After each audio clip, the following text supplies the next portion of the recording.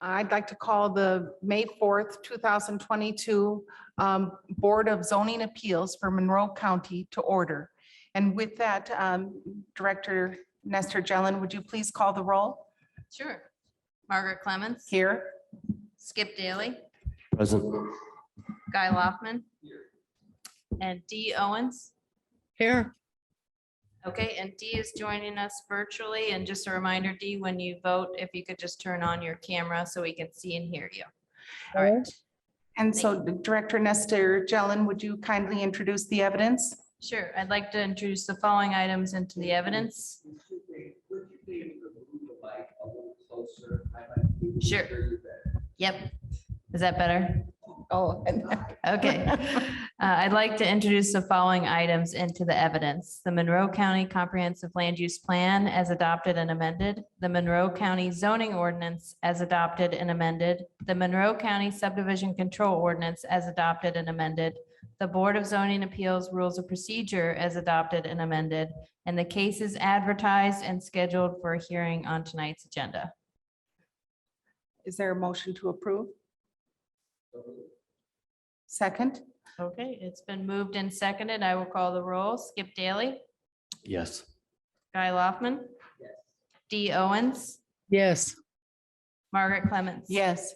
Motion carries. Okay, so the agenda has been approved and it's been amended just for anyone who's in the audience or online. There are two cases that have been continued and they are cases 3, 4, 5, and 6 having to do with Park Avenue Revocable Trust. And also items 11, 12, and 13, the Barker minimum lot size variance to chapter 804. And so if you're here to speak or be involved with that issue, please know that we will not be discussing it tonight. Okay, so thank you. Now, the next item on our agenda is the approval of minutes. Now, we can either have motions to approve these individually or collectively. And I leave it to my colleagues on the Board of Zoning Appeals to determine how you would like to move. Yes.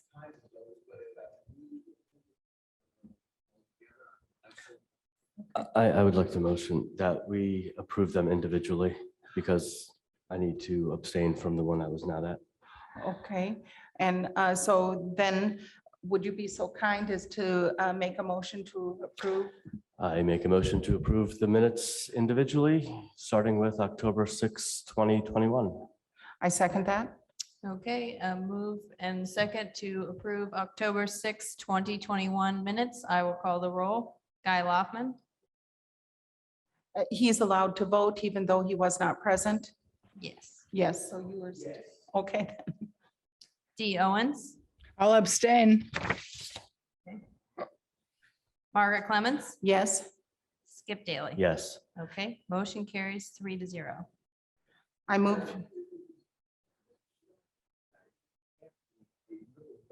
Body language that you had pause about that decision. Thank you, Jackie. If you have reviewed the record of that meeting, you're able to vote on it. But if you have not reviewed the record, you should not vote on it. Well, that's a lie.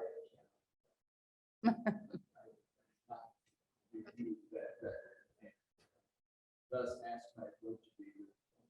Okay, You have to approve that. we can, we'll go ahead and make the motion again and I'll recall the votes. Okay, so so the move is to recall the votes on the approval of the minutes of the October 6th meeting. And Ms. Nestor Jelen, would you Yes. please call the roll?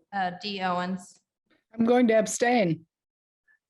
Margaret Clemens, Yes, Skip Daly. Yes. Guy Loftman. Well, this is to retract. this is to retract your last vote. Yes. Okay, so it's been retracted by a vote of 3-0. And it sounds like we might not be able to have a quorum to do any of the minutes. I'm not sure. That's right. Okay, Um, so you can either. I would like to motion that we Continue. table this until the next meeting. Okay.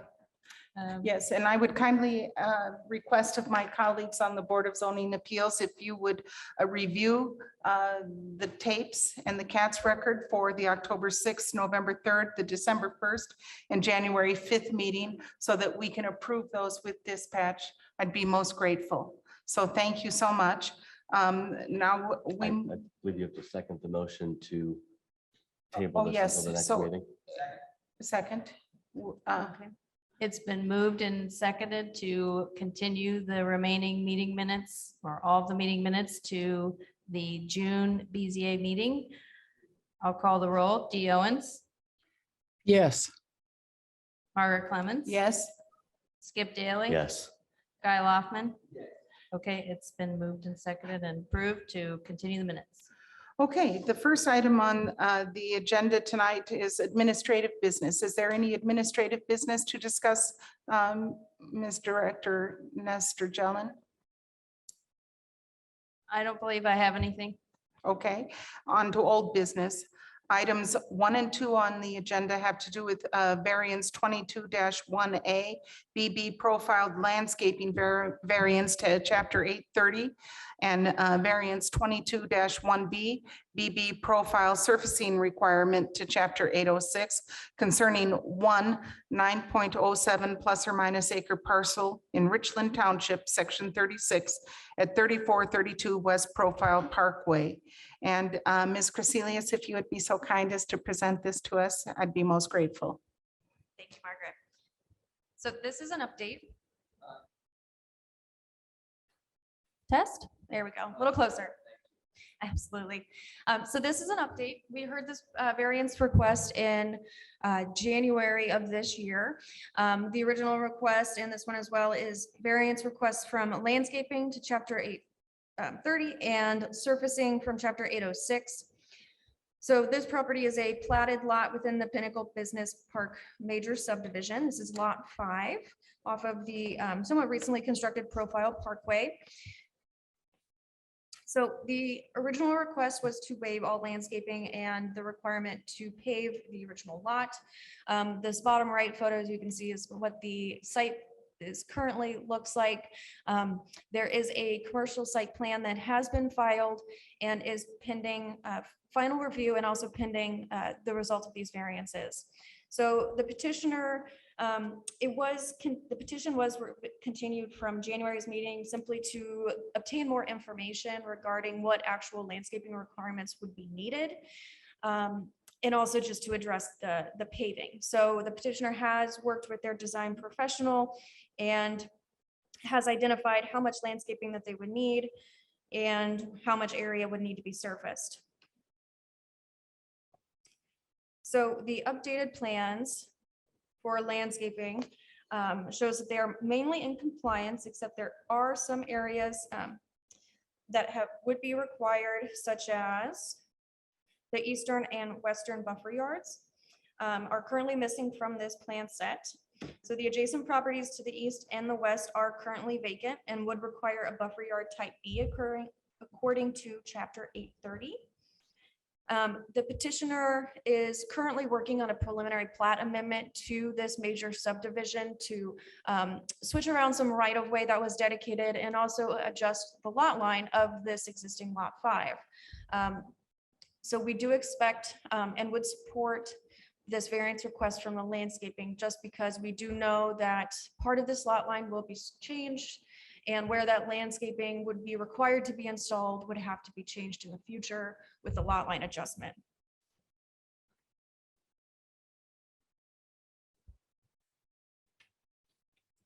So chapter 806, it was required for the area to be fully paved where they would be storing the Duke utility poles.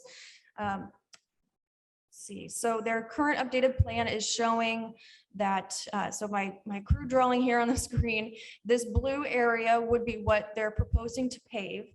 And the remaining area in yellow, which is currently the fenced area where the utility poles and heavy equipment would be, they're proposing to remain gravel.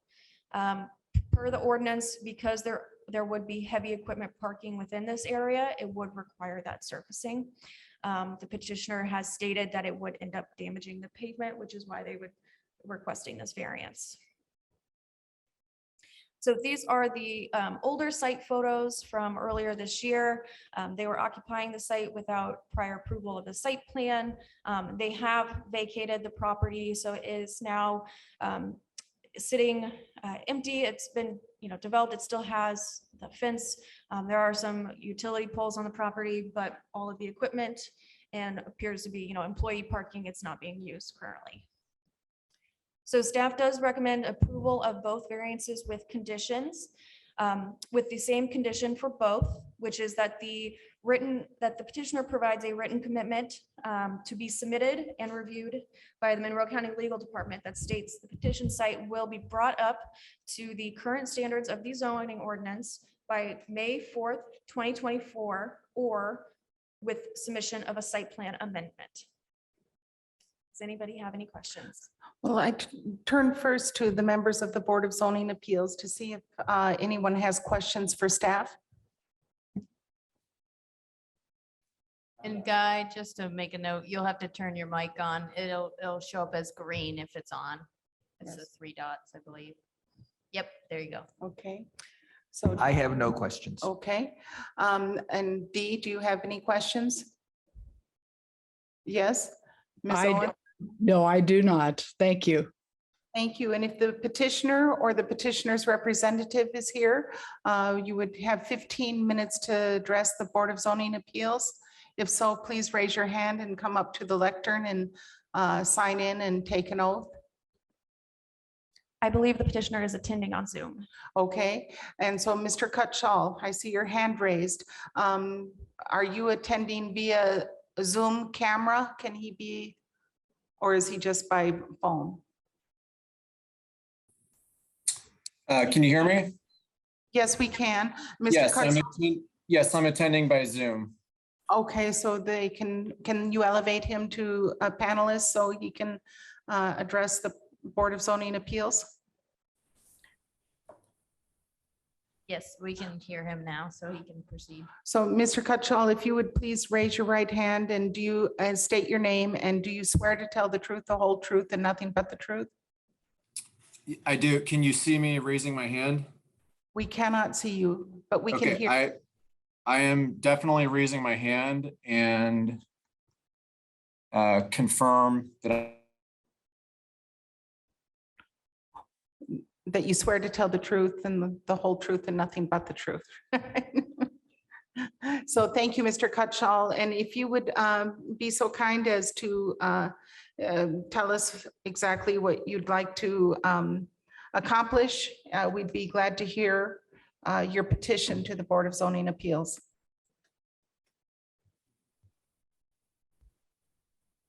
So I'm raising my hand. Sorry, I was having some technical difficulties. Can you hear me and see me clearly now? Yes, we can. Okay, thank you.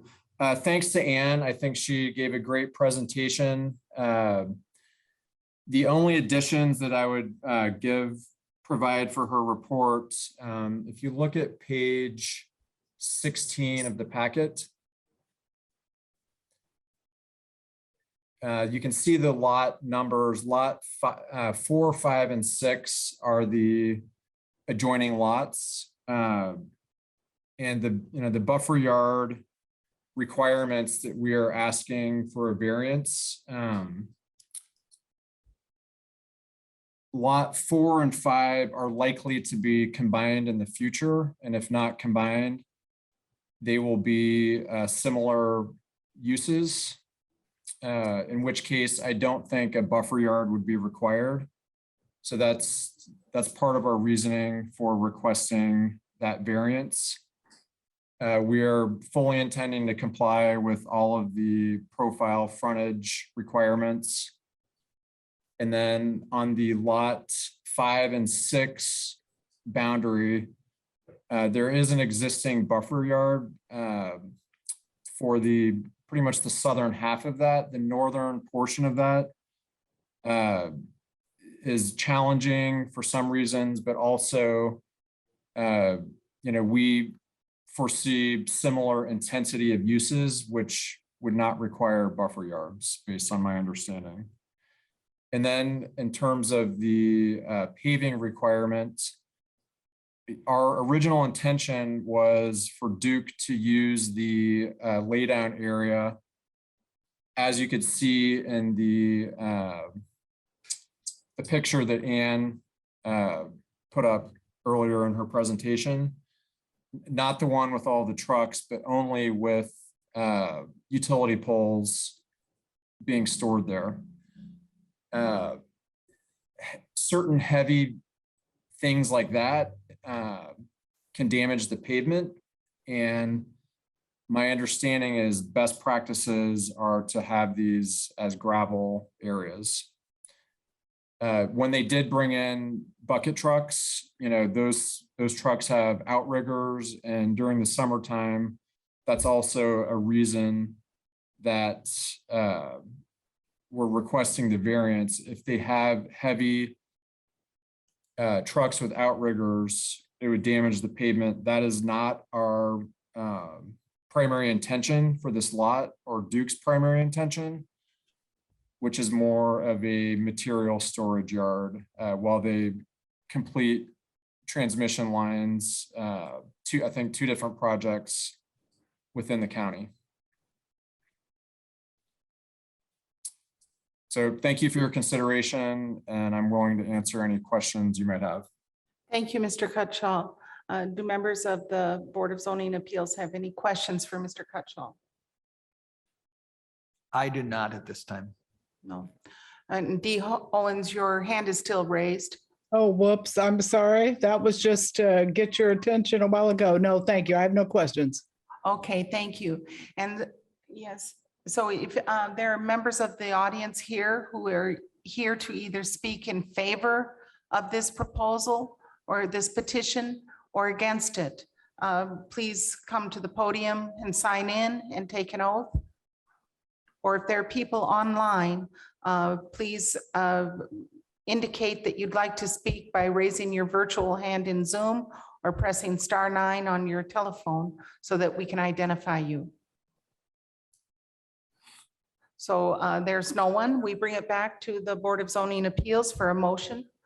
Actually, I have a quick question for Anne, if I may. Yes, please. I had a difficult time following what the petitioner was stating. Is he saying that he's in agreement with your conditions, or he has further problems with those?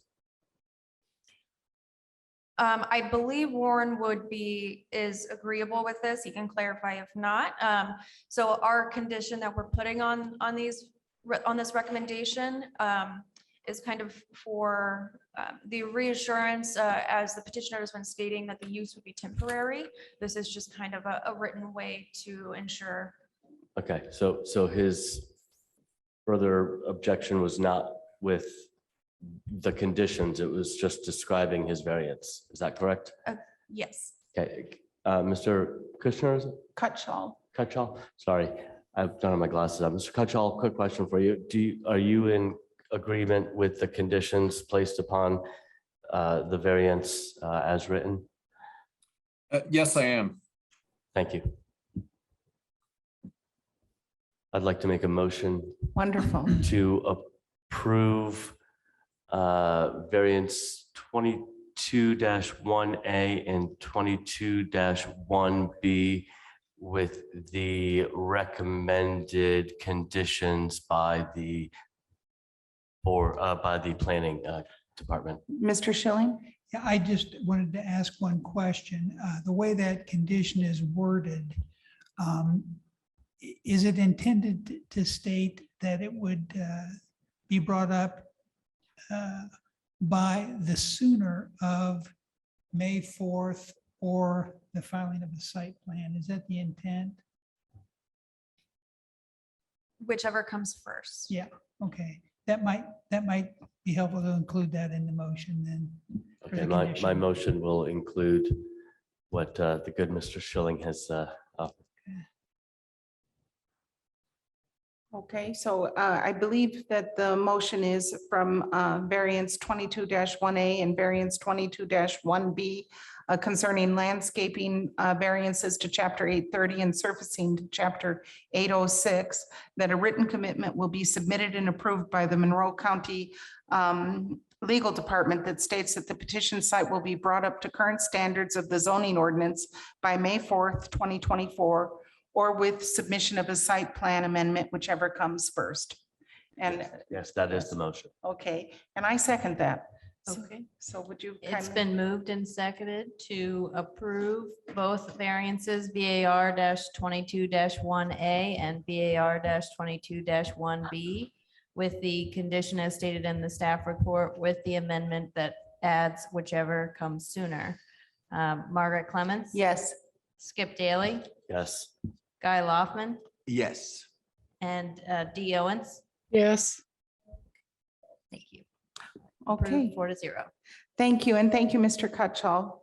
Thank you for working with us on this. Thank you for your time. I appreciate it. Thank you. Now we move on to new business, and the first item is VAR 22-7, Sands and Sands LLC use variance to chapter 802 for tourist home or cabin use concerning 1.19 plus or minus acre parcel in Benton North Township, section 35 at 8900 plus or minus a block of East South Shore Drive, concerning parcel number 53-01-35-300-048-000-003. And the owner is Sands and Sands Properties LLC. And so this is Ms. Crecelius again. Thank you. Okay, thank you. So the petition site is a legal lot of record, which is 0.18 acres. The property is currently zoned suburban residential and the comprehensive plan designates it as rural residential. This site has been under active enforcement since 2019 for the tourist home or cabin use that has been used without proper permits or approvals beforehand. Their current listing states that it can house 6 guests, and there has been an ongoing court case with Monroe County and the petitioner since September of 2021. So a short-term rental is a residential use that is under 30 days. Anything beyond that is just a residential use per the ordinance. So the tourist home or cabin is permitted in multiple zones, but is not permitted in the suburban residential zone.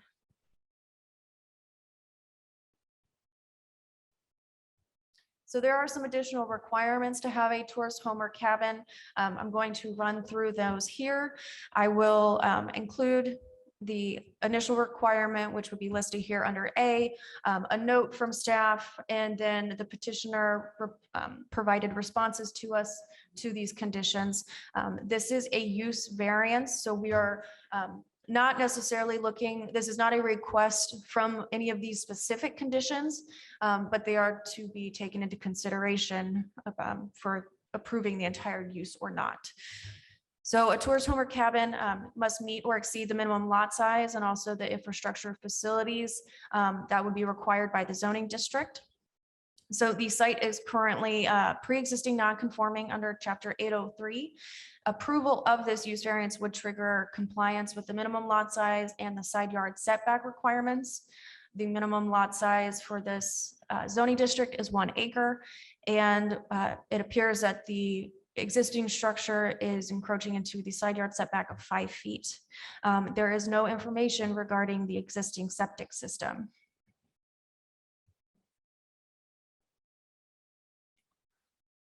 Number B is that a tourist home or cabin shall not be located any closer than 200 feet from any adjoining principal use structure or adjoining property setback if the property is vacant.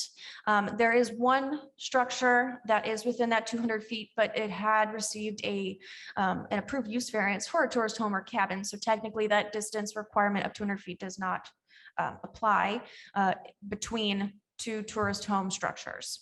The petitioner had responded that they would provide a shrub or fence break between property lines if needed, between the tourist home, proposed tourist home and the Porthole Inn. Some of these really are pretty quick, so I'll run through these. This has to do with pools or spa facilities in the State Board of Health. That does not apply to property. There's no pool or spa. For parking, there are several little requirements, one of which is that there should be one parking space per guest room, no parking of any vehicles within a yard or setback area defined by Chapter 804. The majority of the parking for the proposed tourist home would be located in the front yard setback of the property, which is 25 feet from the edge of pavement. The petitioner responded that the cabin has 2 parking spaces available that are clearly marked with a concrete drive for vehicles only. And just a few other ones, not necessarily too relevant. I won't go into these, but the petitioner did include responses for these as well, which you'll find under the exhibits in your packet. So the site, 0.1 acres. It contains an existing single-family residential structure. The septic is unknown as to what the capacity is. Part of it is within the FEMA floodplain from Lake Lemon, but the structure is not located within that floodplain. It is completely under 15% slopes. It is accessed off of East Sail Away Drive, which is a single lane private drive approximately 12 feet in width. So the comprehensive plan identifies this area as rural residential. This is for environmentally sensitive areas that are generally adjacent to quarry operations where low densities are appropriate. Let's see. So most of this area briefly talks about home clustering with home space dedication, requiring sufficient space for buildings traditionally associated for more rural areas that might have environmentally sensitive lands such as steep slopes, karsts, and other features. So these are site visits from a visit by staff. This is the current property with the Porthole Inn, as you can see in gray, with the tourist home with the wooded siding. This is the Airbnb listing as of April 26th of this year. So it is listed still currently with advertised as being able to accommodate 6 guests. We have received a number of letters of support and letters of remonstrance. I have included a packet to the Board of Zoning Appeals members of the letters that I received after our packet was published. So they received that today before the meeting. These images here in the next few slides are those ones that were not included in the packet.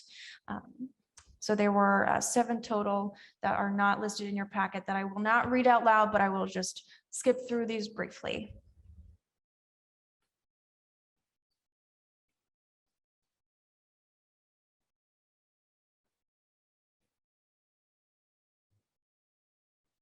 So the staff recommendation for variance 22-7 is to deny the use variance for tourist home or cabin to Chapter 802 of the Monroe County zoning ordinance, specifically the lack of findings provided by the applicant to meet the criteria for a use variance. And I do have the criteria for a use variance on the next slide if we'd like to review that. I think it would be good, Ann, if you just pulled up the criteria for the use variance on that slide, and then we can.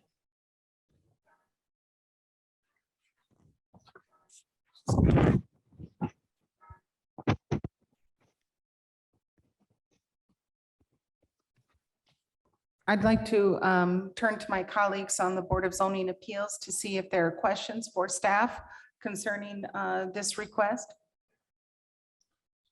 I have a question, Yes, Ms. Owens.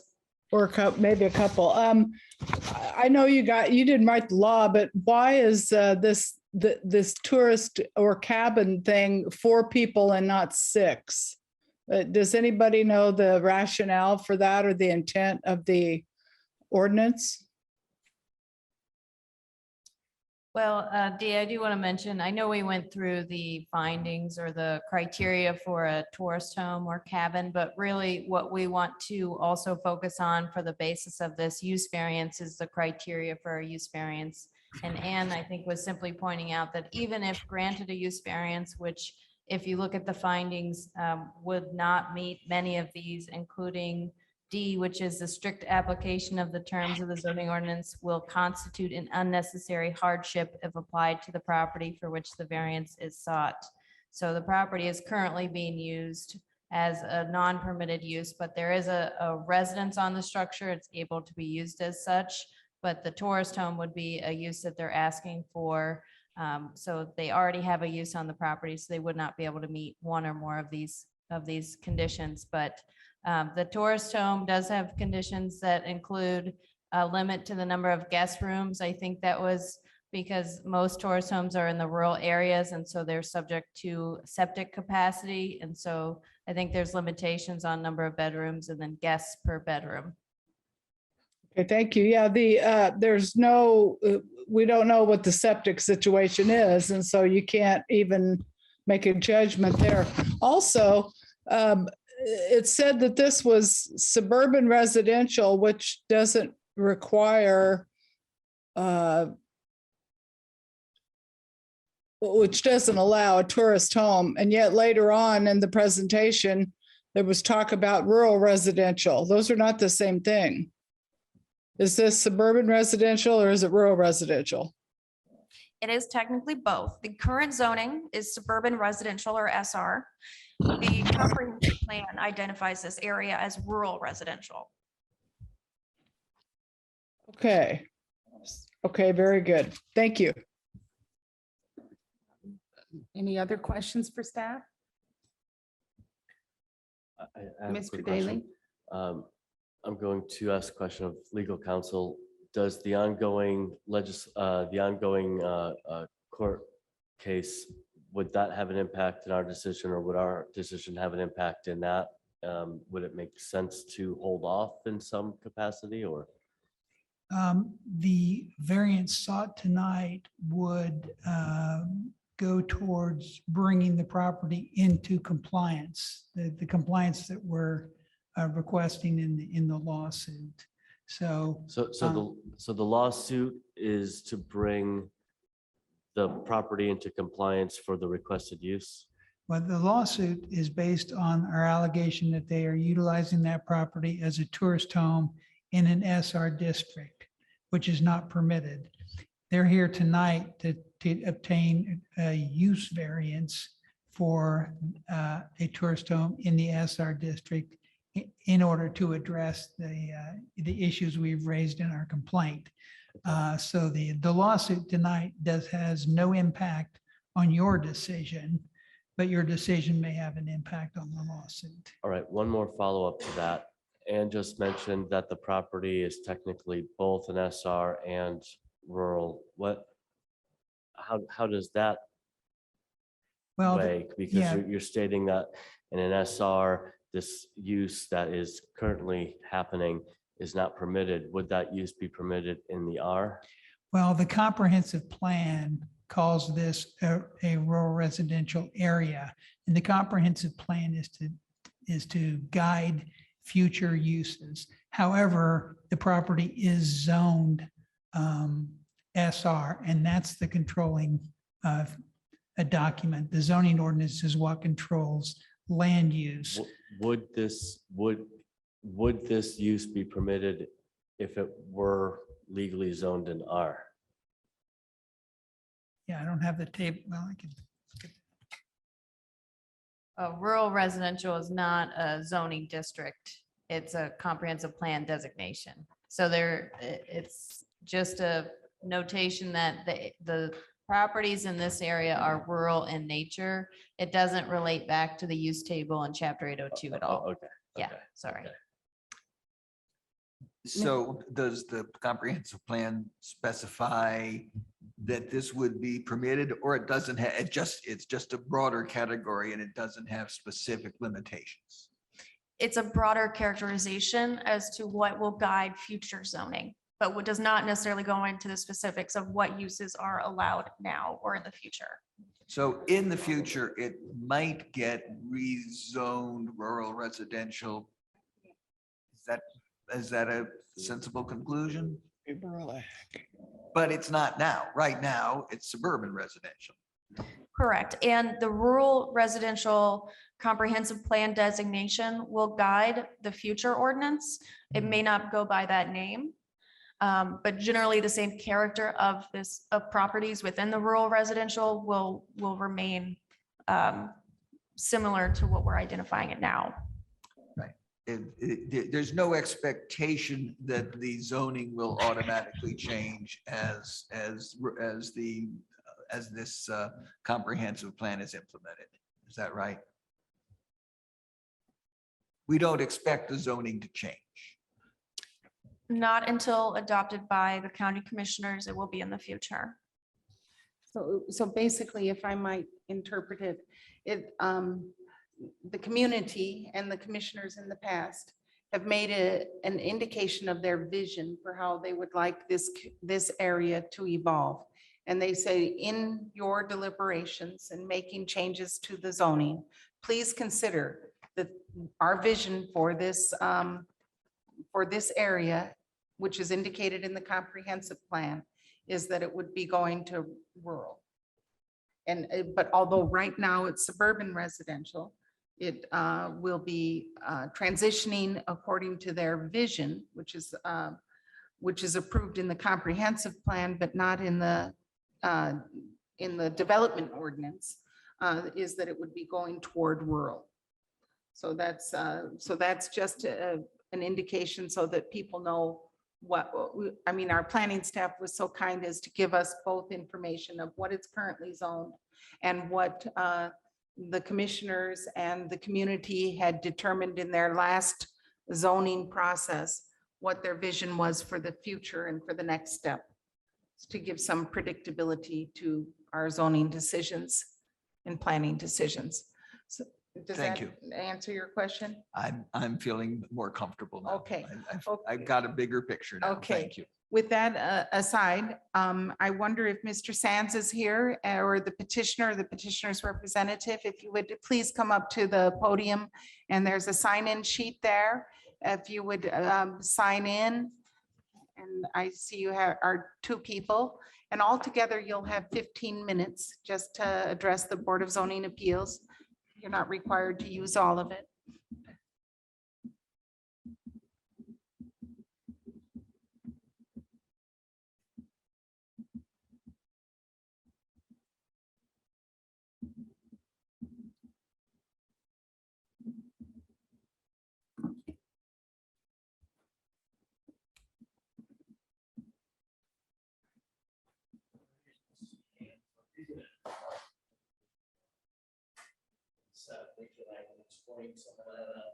Okay.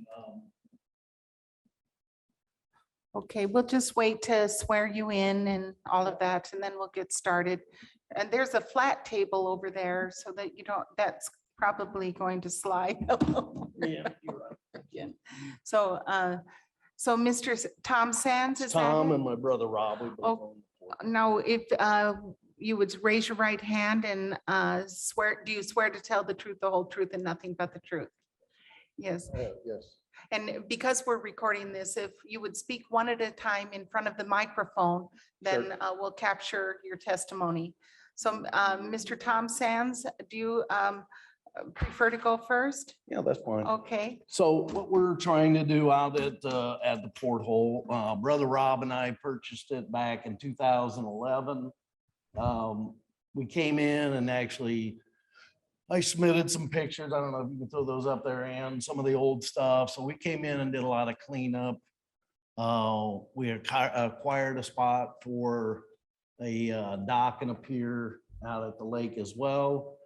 The whole idea was just to clean it up. I know portion of, there's 3 lots out there. 2 of them are grandfathered in under that variance. We're asking for the variance on that particular parcel that you mentioned. We've used this little cabin. When we started out, there was a trailer there. The intent is, well, we were gonna use the parcel as personal use, which we have. We have a large family, families used it. And back in 2019 or 18, or 13, sorry, we built the cabin just so we'd have a place to go. Obviously, I have a place out here since '89 as well. We came in, we cleaned it up, we've added to the lake presence out there. We're asking for the variance on this particular one as a vacation rental, just so we can keep the place alive. This porthole's been there since 1957, so we're 65 plus years old. So it's kind of a historical landmark. I don't know if anybody's been out there, but I would tell you, take a ride. It's very nice. We're doing our portion. He farms, I'm in the roofing business. So we took it upon ourselves to clean it up just so it wouldn't go away. So that's what we're petitioning for, is that particular lot. Could you please speak into the microphone? I'm Sorry. so sorry. That particular lot is what we're only petitioning on for that variance for a vacation rental. So we can help, I mean, it's tax levied out there. So those are just improvements that we do with that little cabin, the money that we make from it. We've upgraded piers like this year, just cleaning it up. So that's primarily used for it. We do have the parking lot. I submitted that to Ann as far as the septic. I just had them out there to do an inspection on it. There's 4 holding tanks out there. They're 1,000 gallons apiece. That's 4,000 gallons plus your leach field.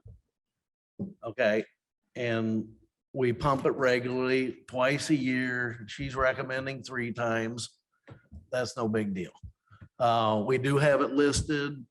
And it has helped keep that porthole alive during this COVID activity and just, you know, keeping it going.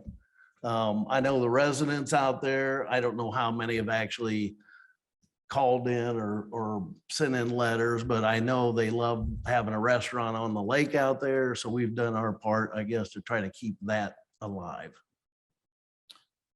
Well, thank you, Mr. Thompson, and your brother. Brother Rob, yeah. Rob.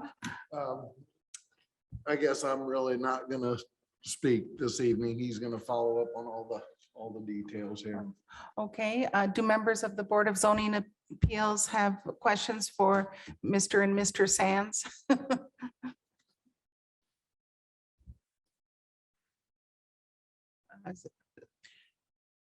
Yes, Mr. Loftman. Is there a septic field Yes, there's a septic field. and is there a septic tank?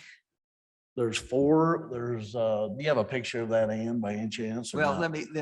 to me, there's septic tanks and there's holding tanks. Well, and holding tanks are well, you're- typically pumped and septic tanks fill up and drain into a field. So I'm a little confused as to There's, whether, so there's 2 septic tanks, okay, one from the porthole and then one from that cabin. They pour into 2 other tanks, and then there's 2 different pumps that go into 2 leach fields. so. The mound system is what is out there. Okay. So it's 2 mounds, and then there's 2 holding tanks for, so basically you have your gray water going into that, and then it'll be pumped into the mound system. Okay, so Does let me that tell make you if I've got this right. You've got a mound system. It goes into the septic tank where it does its septic Right. process. It goes into a holding tank and then it goes out into the mound and that gives an additional cleaning. Is there a capacity for the field tank and the field that are used for the cabin? They're all combined together.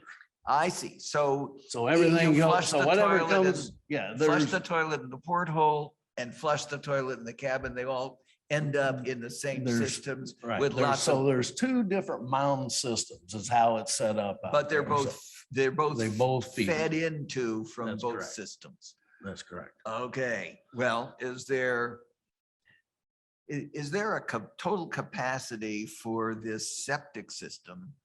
That, does it say on there, Ann, or not? I don't know. I don't see a capacity. I mean, the porthole is set at 97, if that's what you're, 97 or 99 on the occupancy on the load for the porthole. I assume the design of the septic system at the time we. You got to use the mic or people can't hear. So Robert Sands of Sands and Sands Properties LLC. So the design of the septic, I assume, was designed according to the porthole ends capacity plus the existing trailer that was there when it was originally designed. But and I guess my anxiety is that that trailer probably didn't hold, did it hold with a 6-person trailer? I don't know what the capacity of that. Yeah, trailer so was. that's it, that I'm. I mean, we can back down to 4 occupants. That's not what we're here for. Majority of people that stay there in this little rental cabin is a 2-person cousin on the weekends. So it's primarily a weekend, that somebody's coming there and they're using the porthole to, either come to ball games, or they're going out on the lake, or they're going to, Bloomington for a thing, or Nashville for a function. So that's the primary use. I mean, most of our recorded activity is Thursday, Friday, and Saturday. That's it. Right, okay. So as far as overloading capacity, I highly doubt if we would overload it. The leach field or the mound system is enormous. I mean, that's portion on one parcel of the land that sits out there. So there's 3 parcels, and one parcel is strictly the mound system. So I don't know what the capacity of that would be. I would think the health department would have that. And I've just been shown this health department. Does this? I wanted to ask them, what I went for is, I just wanted to know if it was actively working correctly. Okay. And That was what I asked them for, was specific. Is it functioning properly at this time? Because, this has been what, 2019 when they filed their lawsuit. So, and then obviously COVID hit. And since then, I mean, we've had our neighbor approved for it. I'm just asking for that variance so we can continue to build on what we've got out there. I think initial plans down the road are to do a few more things. But that's what we're trying to keep that going for future. Yes, you is want what it to is. support the in part of the porthole. Yeah, in. exactly. So, Mr. Daly? If I'm not out of order, may I ask a quick question of planning? Does the document that Sands and Sands provided you regarding the specifications of the septic, does that satisfy your concerns that were previously mentioned about septic? Well, it's good to know that this information exists. I think we would still most likely want to have a conversation with the health department. So this document that's on the screen is older, and it does list a total volume by gallons. I'm not sure what the equivalent in bedrooms is. That is equivalent to bedroom capacity, which is the standard that we use. So it's certainly helpful to know that this information exists. But I wouldn't be able to really offer an opinion on it right now.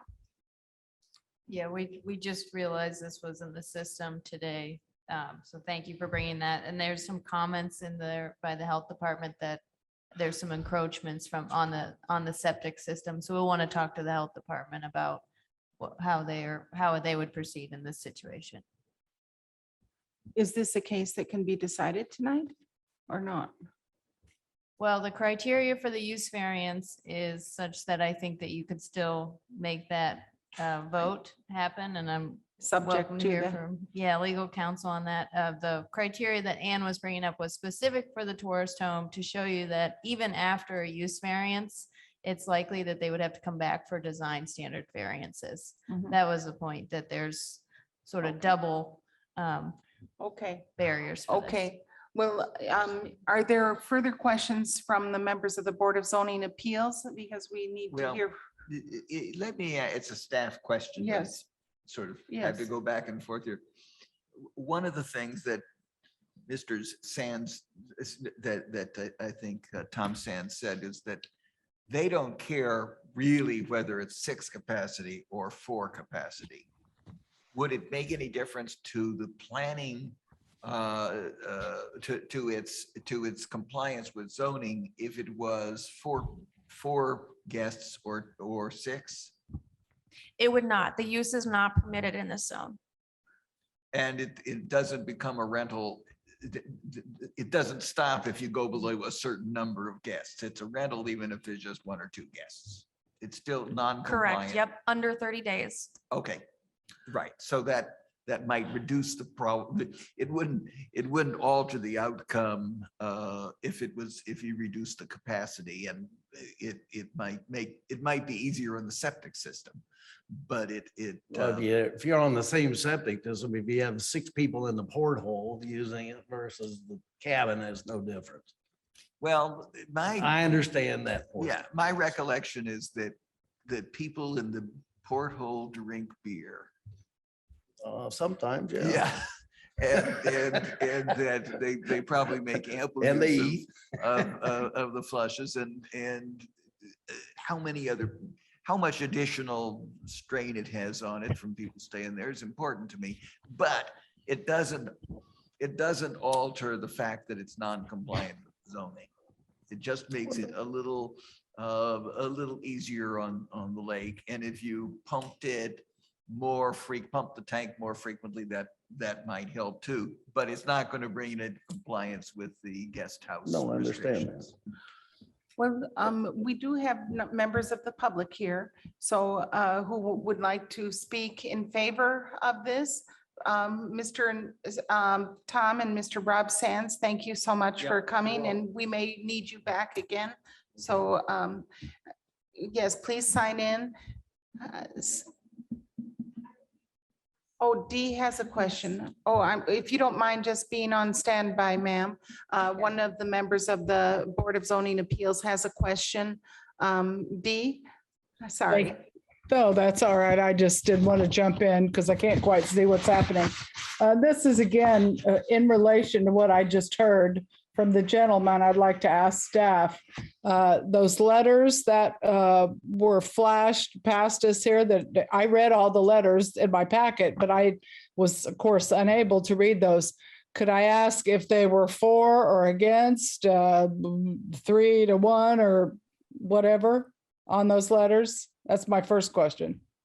Yes. D, there were 7 emails in total. 6 were in support of the use variance being granted, and 1 was in remonstrance against the use variance. Okay, thank you very much. And I'll ask my other question later. Thanks. Thank you, Ms. Owens. Okay. Yes, would you please state your name and raise your right hand? My name is Sarah Gail Tala. And do you swear to tell the truth, the whole truth, and nothing but the truth? I do. Okay, thank you. I've lived at the lake for 38 years. I lived directly across the street from the porthole. Up until a few years ago, I owned 7 properties which you could throw a rock at from the porthole roof. I now own 4. So I own 8807 South Shore Drive, 8970 South Shore Drive, 8920 South Shore Drive, and 8923 Sailaway Lane. I have the porthole surrounded. I came to the board in 2000 and asked if I could open a tourist home guest house before Airbnb, before VRBO. And twice I came in and read through every single thing. I spent a lot of time because I was risking my life to do this, to open 3 guest houses.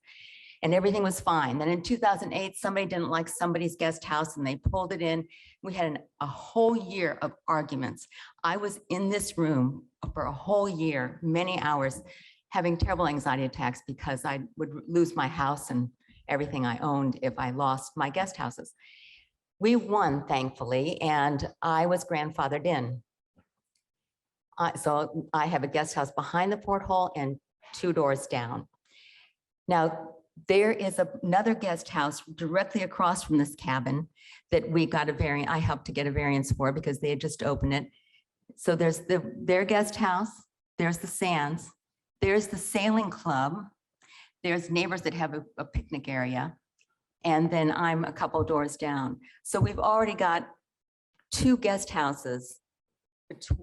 They're between 2 of our guest houses. My guest house is a lot more expensive. Libby's guest house is less. This is the least expensive one. The people that stay here are people that can't afford my guest house. I can't see any reason why this couldn't be a variance. I walk across that septic system every single day. 3 times a day I walk, because I walk back and forth. I have installed over 7 septic systems on my properties. I've tore septic plants. I would have had another career. I would have worked for the health department. And I assure you, in my feelings, is that septic tank is overkill. I watched it go in. It's huge. There's never a problem. I don't quite understand this thing about the septic tank in tourist homes, because if you don't give them the variance, they could rent to a family of 8 there and they'd be using the septic a lot more. Our tourist homes use the septic tanks a lot less than when we have full-time people. I used to have a horde of graduate students in my guest house before it was a guest house, and they ran up the septic tank. We all have to be really careful with our septic tanks, because no one's going to want to stay in a tourist home if the septic tank smells. I am very active with the Lake Lemon Conservancy District. I go to their meetings. We want to save the lake. One of the ways we need to save the lake is we need more money. We need more people coming in. Their tourist home provides people that come in, pay to go into Riddle Point, pay to get a fishing permit, pay to get their boat in the water. It helps the lake to have tourists home there. There's the porthole, Libby's tourist home, my tourist home in there in the middle. There's no reason why they're any different than we are. And there's no strain, I feel, on the septic tank. And I can't see any reason not to do this. I fought for a whole year to have my tourist home, and I want to say I would fight for them too, because I think it's a very good idea. And especially since people that can't afford my tourist home are there. I walk by it all the time. I say hi to the people. I see the type of people there, and it's nice that the people can come that can't afford the more expensive ones, and that they are buying our fishing permits. So like I said, I own 4 houses surrounding it, and I totally support this. I totally feel like their septic is more than adequate, that if you changed it from being a tourist home to a residential, it's going to be more of a strain on it. So I'm very, very much appealing, as a person that's been in this business since the 2001, and I've been in that location for 38 years, witnessing everything that happens at Porthole. The Sands brothers have cleaned it up immensely. So I'm really strongly requesting that you pass for them to have a tourist home there. Thank you. Well, thank you for illustrating for us the community. Thank you. Are there other members here in person who would like to speak in favor of this proposal? And Margaret, just a note, did you want to set a time limit for individual responses? You'll have to make a motion to do Yes. that if so. well, it's normally 3 minutes by our code, isn't it? It's in the Plan Commission. I think I in the see. BZA, you'll have to set Okay, it. well, I'd like to make a motion that we have limit, I guess, the public speeches to 3 minutes. Second. All Okay. those in favor? Aye. Can we, aye, anybody opposed? So it's unanimous. Okay, sir, would you please state your name and have you signed in? Yes, I have. Okay, Frank Pershing. and do you swear to tell the truth, the whole truth and nothing but the truth? Yes, I do. Thank you, Mr. Pershing. I'm here for it. I think the porthole is a good thing for the lake out there. I've been around the porthole most of my life. My grandpa lived in the trailer that was behind the porthole. And for some reason at that time, there was a trailer back there. I mean, so there, I think to take that cabin out of there and not have that spot, I don't see how it would help the community any, because the lake needs to survive to and have people come out, because the porthole's not always busy. They're like most places, the weekends are busy, and then during the summer when the boaters are in there, it's busy. But it's just a really good place if you've never been there, I've been there. so Yeah. I hope that they'll come to an agreement and be able to keep it out there. That's all I got. Thank you, Mr. Pershing. Yeah. Thanks for coming in tonight. Are there other members here in this Nat Hill room who would like to speak in favor of this petition? I'd like to turn to Zoom. Are there members of the public on Zoom who would like to speak in favor of this petition? If so, please raise your virtual hand or press *9 if you're calling in by telephone. And that's to speak in favor of the petition.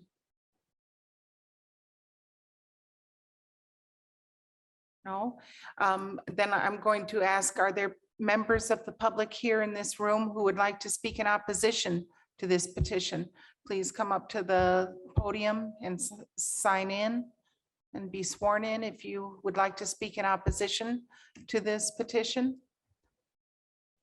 Okay, now are there members of the public who are on Zoom or the telephone who would like to speak in opposition to the petition?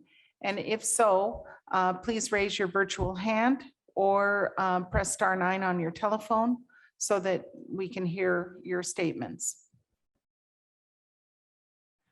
Okay, I come back to the board, members of the Board of Zoning Appeals for further discussion and or a motion. Yeah, I'd like to ask some more questions, actually, if I Yes. could. Thank Yes. you. You know that this is suburban residential. The comprehensive plan is looking at it as rural residential. I've heard about 2 businesses right there. The lots are small and packed side by side. That doesn't strike me as very rural, even though that may be what we'd like to do in the future. I don't see that right on Lake Lemon. But how can we help them to get this done and put this behind them and move on? Change the zoning? I mean, what can be done? What is reasonable to do so that they can continue to do this? Because I have to agree that I don't see any reason other than our rules, what they're doing that's so horrible. You know what I mean? So I would like to know how we can help them to resolve this, and I guess in the court case too. Thank you. If I might interject something here from everything that I've heard tonight. First of all, I would argue that the need for the variance would arise from some condition peculiar to the property involved. They are operating the Porthole Inn, and an inn normally has a place for people to spend the night if they have something excessive to drink or eat, or if they're there for a vacation. The second thing is that it seems as though the use of the or value of the area adjacent to the property will not be affected substantially or in an adverse manner, because the neighbors have already indicated that this is pretty much a tourist area, and the area is enhanced by having those tourist opportunities. And in fact, it's seems to be indicated that it's a mandatory or necessary component of survival on the lake, especially for a commodity that makes the lake as special as it does. The Porthole Inn has been there for a long time, and it's provided music and entertainment and refreshment and meals for a long time for people who otherwise would not be served. And then the petitioner has already stated too that the strict application of the terms of the zoning ordinance would constitute an unnecessary hardship if applied to the property, because that was tested in full throughout COVID, that the tourist cabin kept them afloat. And that's a blessing because of the unique services I believe that you supply and that are enjoyed by the community that wrote in and who vacation here. You help to make it a special place. So I feel that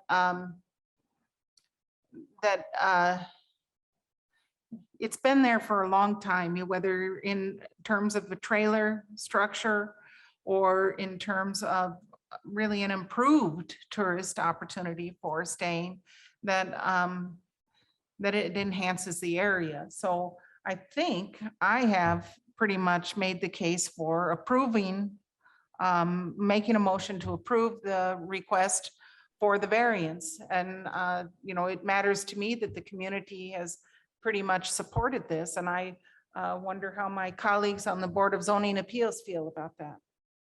I'll second it when they're done talking.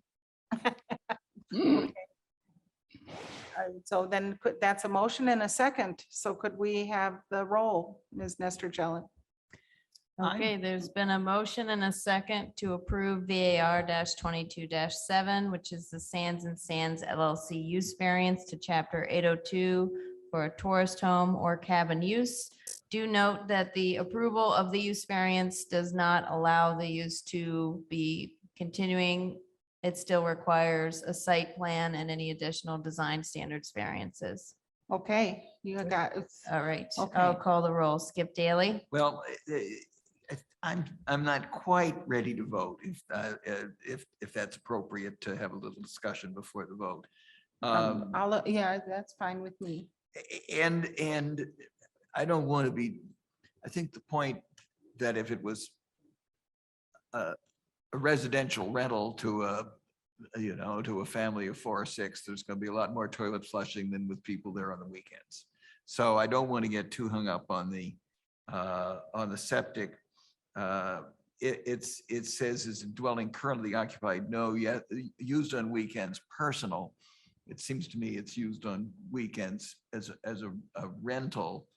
Would the septic situation come into play if we approve this use variance as requested? Then there's still more hoops they have to jump through. Would those hoops deal with any concerns about the septic, or is that independent? Sure. So approval of the use variance would allow them to pursue permitting this use on the site. They would have to submit a site plan, which would be reviewed by planning, which will look at infrastructure. So we would then review the wastewater permit that they provided, and we would probably then have that conversation with the health department about, figuring out what that capacity is, and then providing that information to the petitioner, and they'd have to either agree or expand. They would at that time then have to meet those design standards. Right. So this allows them to go forward, but doesn't go forward with further planning requirements.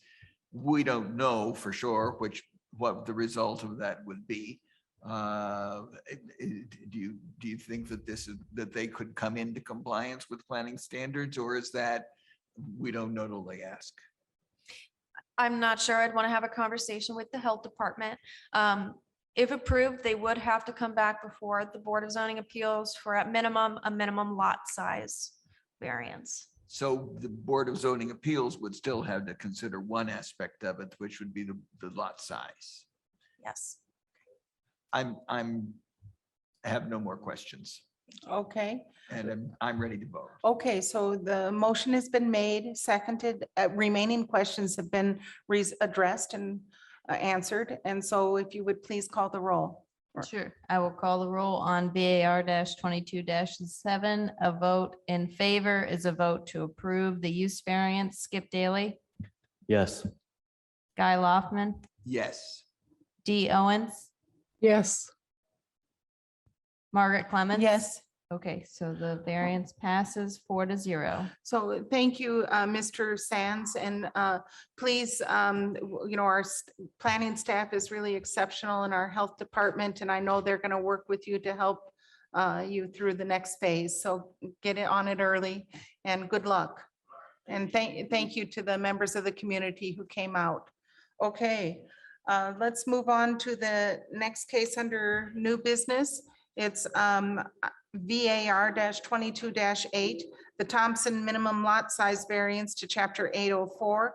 And this concerns 1.61 plus or minus acre parcel in Perry Township, section 27 at 1605 East Railtown Road. And that concerns parcel number 53-08-27-300-031.001-008. And I see that that you're taking over for for Tammy Bierman today. Yes, so we're ready to Awesome. hear Daniel is our Daniel. new Sorry, planner. Daniel, I'm Daniel Brown. old. No, that's okay. Daniel Brown is going to be covering this case. Okay, So Daniel. Okay, thanks, Daniel. We look forward to hearing from you. The site for this plan is 1605 East Railtown Road, located in the Perry Township. It is a site, as you mentioned, Ms. Clements, of 0.61 acres and is currently in agricultural or rural reserve zoning. And this is ultimately what triggered the need for a variance, because agricultural rural reserve has a minimum lot size of 2.5 acres. However, doing research on this, it has been determined that it likely predates, that this lot in its current form likely predates the establishment of the Monroe County zoning ordinance. This variance was triggered by residential building permit R-22-R5, I'm sorry, R-22-258. And here's the existing site as it is.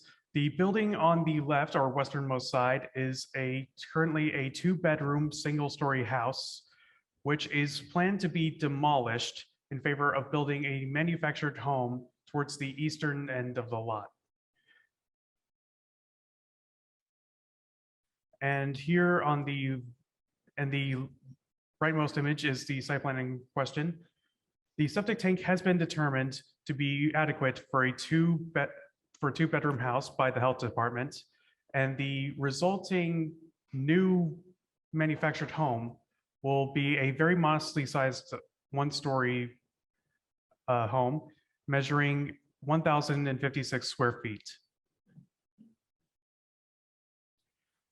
The motion, well, the staff recommendation is to approve the minimal lot size variance. Reasoning being that the lot in question seems to be a pre-existing non-conforming lot. We do, however, request that a demolition permit also be applied for, so the existing home can be demolished. Oh, thank you, Daniel. That was really great. Do members of the Board of Zoning Appeals have questions for staff or for Daniel? Is the house that is to be demolished occupied now? I believe it currently is. The owner, as I understand it, is lending it out to a tenant. Yes, he says in this letter, my tenant suggested that as opposed to pouring money into the older house, why don't I replace it with a trailer? Thank you. Thank you. Thank you. Any other questions for staff? If not, we'll turn to the petitioner. Mr. Thompson, if you'd come up to the podium and sign in and raise your right hand when you're. I'm actually Terry Jewell, representing Mr. Thompson. I'm his property manager, and he was not able to be here today. Your name is Terry Jewell? Terry Jewell, Okay. Jewell. Oh, okay. It's nice to meet you. Thank you for coming tonight. You're welcome.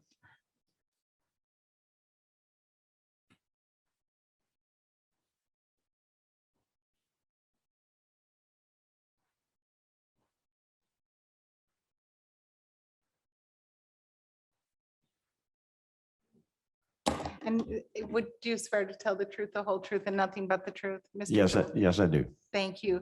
So you have about 15 minutes, up to 15 minutes to talk with us. First, I have the letter from Mr. Thompson, it's reading from David Thompson. I own 1605 East Raytown Road. I purchased this in Pacific with the tenant that's there in mind many years ago.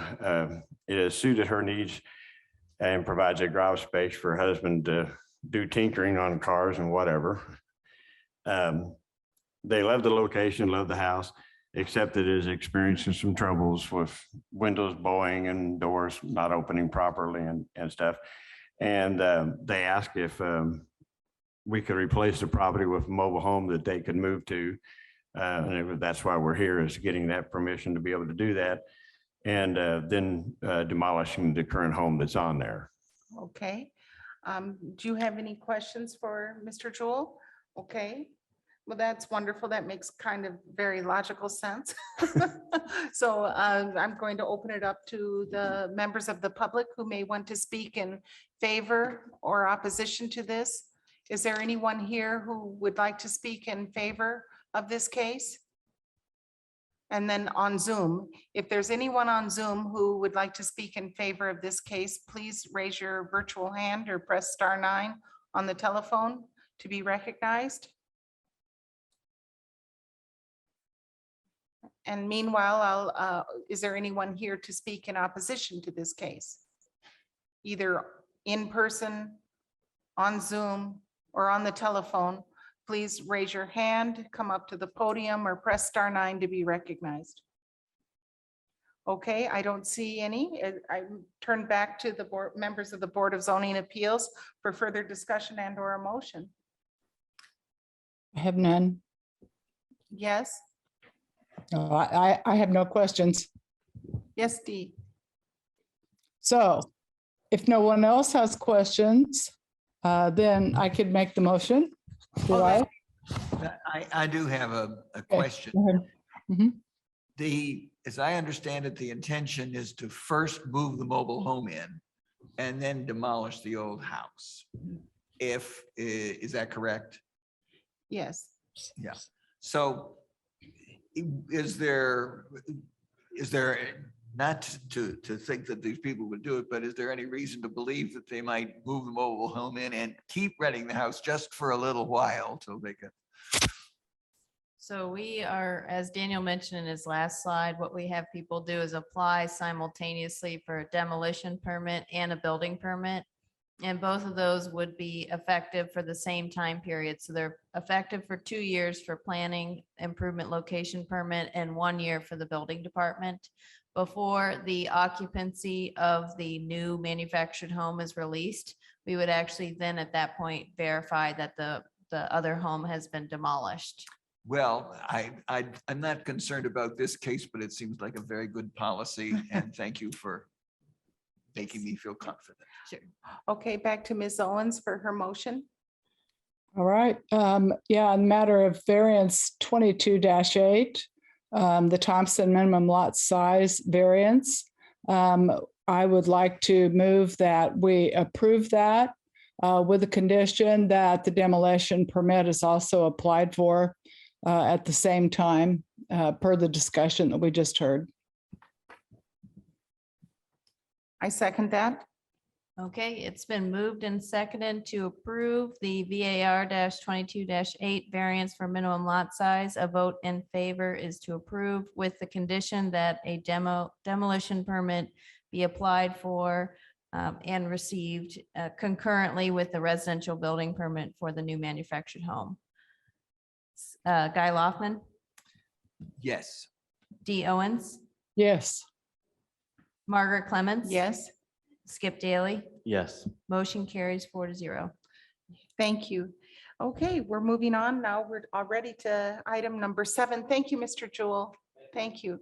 VAR 22-10, the Fortner residential storage structure size variance to chapter 802 concerning 2.5 plus or minus acre parcel in Van Buren Township, section 23 at 5889 West Leonard Springs Road.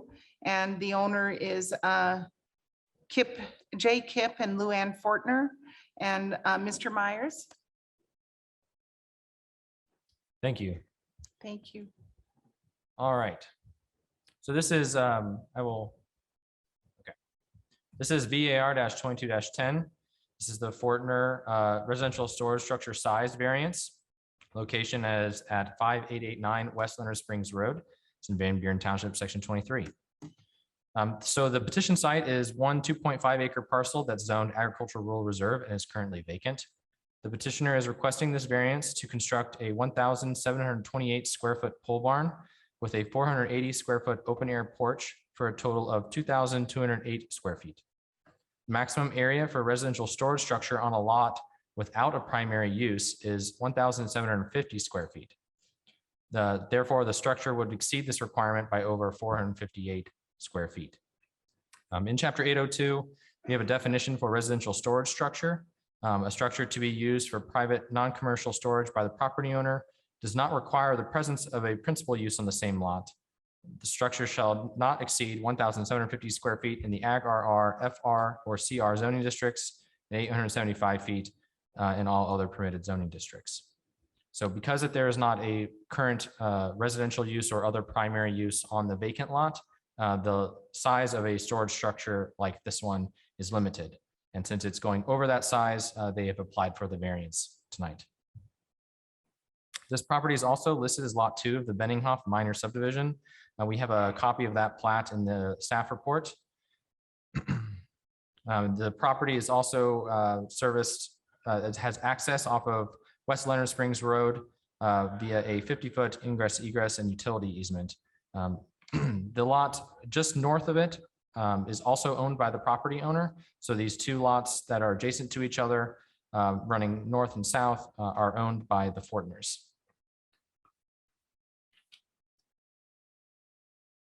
So here we have the slope map to give you an idea of the look of the property. This is lot 2 on the southern portion of the property on the screen here on the bottom.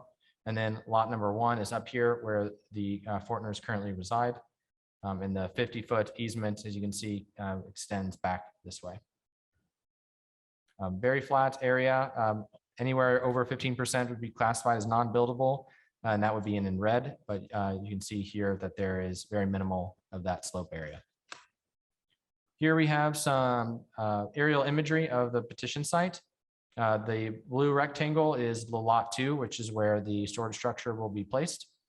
You can see a fence line here cutting through the upper portion of the lot number 2, and the storage structure will be placed approximately 38 feet off of the northern property line and 25 feet from the property line on this side. So approximately in this area where my cursor is, and we will see more of detail on this in the site plan. A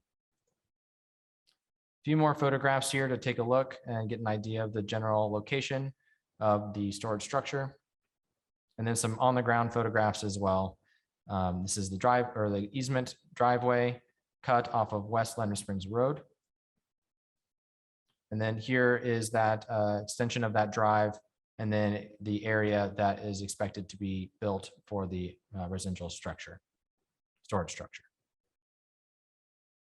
Okay, so here we have the petitioner letter that indicates their intentions for the property and the structure itself, as well as some drawings that have an idea of what it will look like. And here we have the site plan. The one on the left was one that staff helped provide. And you can see the measurements here. 38 feet from the northern property line, 25 feet from the eastern property line. The blue square is the residential storage structure. The yellow rectangle is the open air porch. And the white rectangle here is a concrete pad that the petitioner plans to construct. You can see more details of that over here on the right side of the screen for the site plan the petitioner provided. And here we have the Benninghoff minor subdivision, lot number 1 and lot number 2. And I zoomed in a little bit more so we can have an idea of where that ingress and egress easement goes. Again, lot number 2 is the site where the structure will be placed. I also included Benninghoff Phase 2 minor subdivision because there is more, there's another property to the south that uses the same easement. And the driveway extends further south into a separate parcel that continues on farther south to service another property. And I just wanted to include that just for extra information here.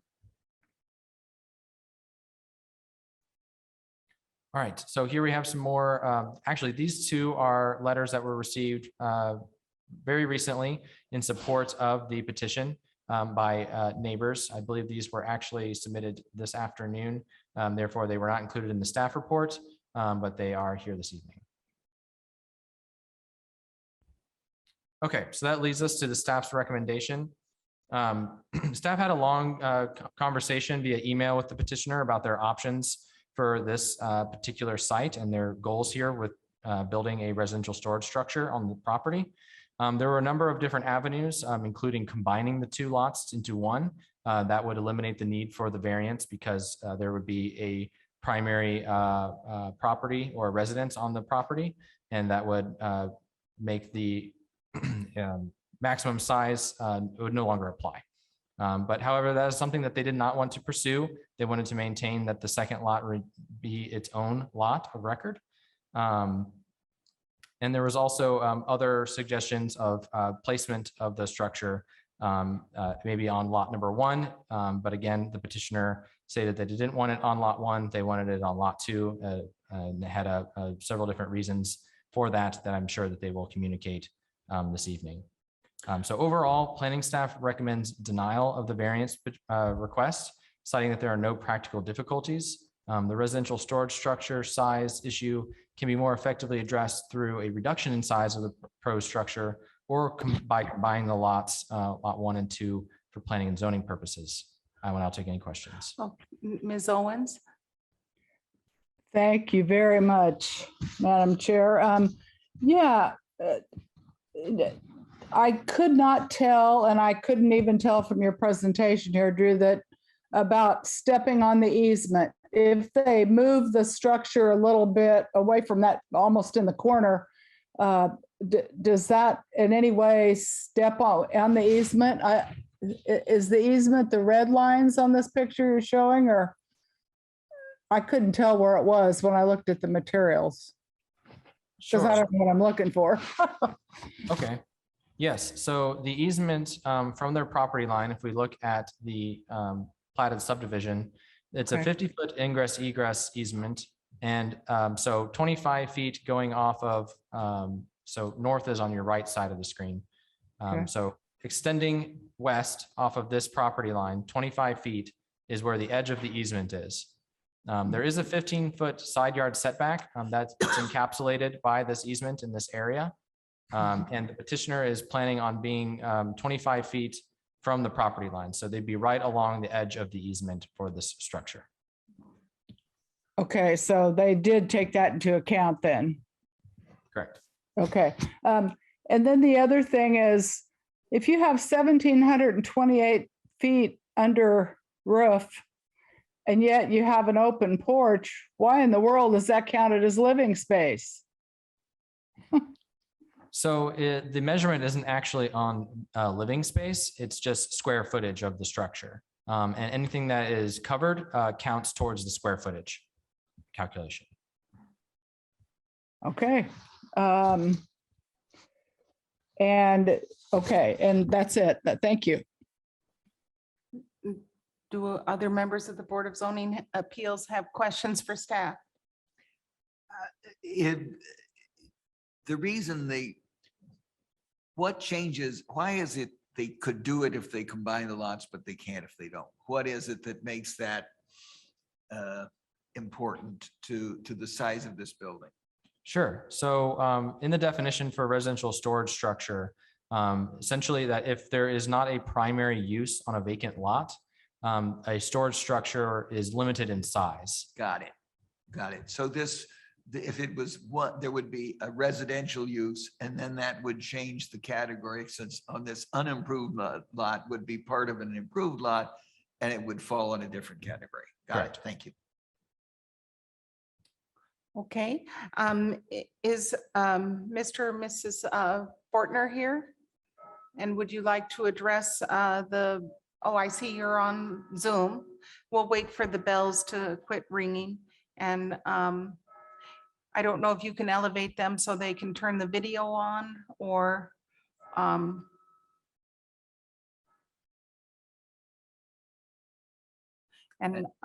unmute them. And I see the timer says 3 minutes. I assume they'll have 15. Yes, they'll have 15. So technical support, if you could change that timing to 15 minutes. And then, but we'll begin after I swear them in. So Mr.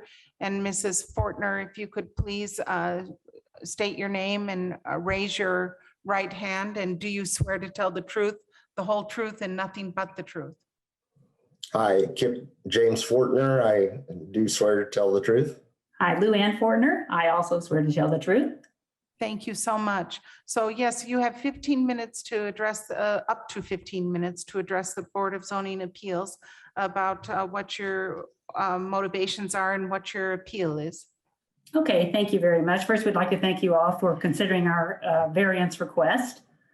Bottom line, we're building this building just because, you know, we need the extra room. We have various vehicles that we would like to park in this, along with my husband being able to have an area where he can put all of his power tools and tinker as well. But the variance comes in just because we would like to include an open air porch on the rear of this building so that we can, you know, sit there and look at our property and enjoy our property. And that's really what the variance is all about. There's nothing weird or strange. It's just the open air porch. And I guess to add to that, and again, I want to thank Drew for all of his help, excuse me, help and guidance through this process.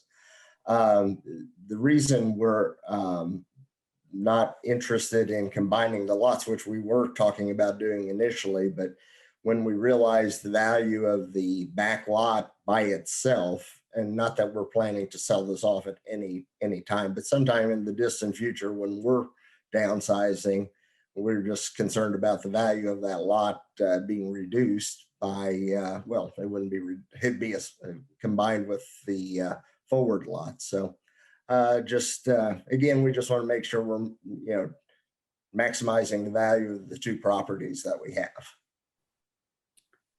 Okay. Anything else, Mr. and Mrs. Fortner? I guess just mirror what Ms. Owen said about it was kind of surprising to us that a open air covered porch would be considered in the total square footage. Hadn't seen that before in any kind of real estate dealings with a home where a porch or a deck would be considered part of the square footage. But so again, we respectfully request that this variance be allowed. Again, we are proud of our property and our home and have made a number of improvements to the home. We've talked to our two neighbors who are in support of this. So we just appreciate your consideration. Thank you. Are there members of the public here in the Nat Hill room who would like to speak in favor of this petition? If so, please come to the podium. And also, if you're on Zoom and you'd like to speak in favor of this petition, please raise your hand, your virtual hand, or press *9 if you're calling in. We don't see anyone. So if you would like to speak in opposition to this petition, if you're in the room, please come up to the podium. Oh, and I do see Mrs. Dorothea Kaiser has her hand raised on Zoom. And Ms. Dorothea Kaiser, if you could unmute yourself and state your name and raise your right hand.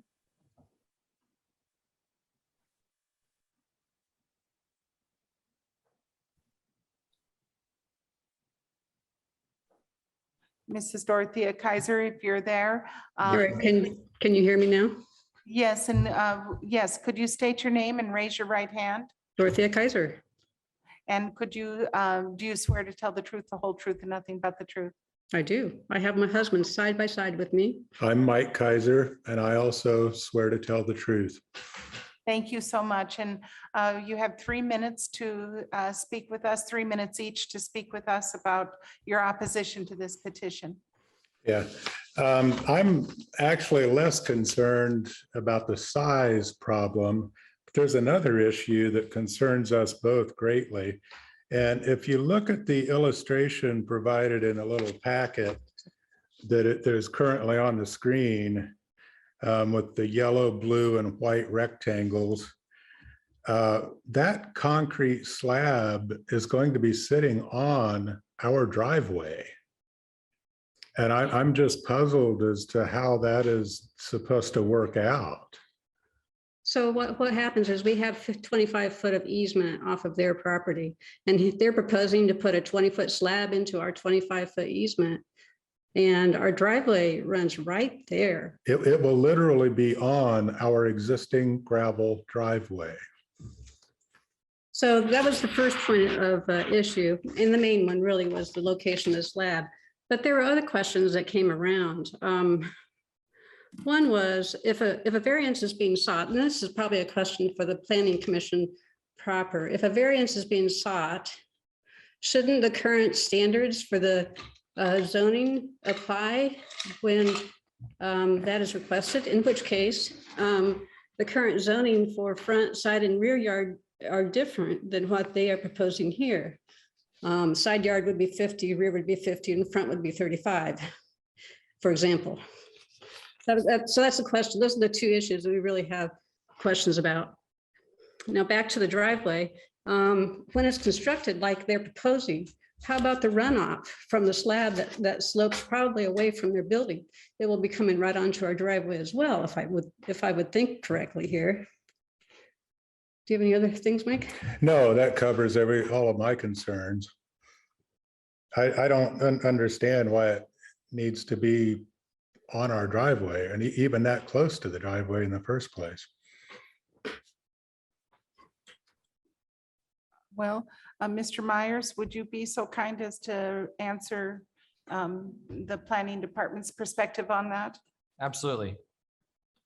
So yes, taking another look at these site plans here and in conversation with the petitioner, there is a 25-foot easement off of their property line that encapsulates the driveway here.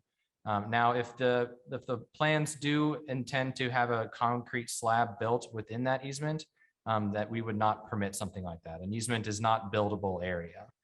So the slab would have to be moved outside of that easement area, which extends 25 feet from the property line. So that would be something that we would have to address certainly either here or in the building permit improvement location permit stage.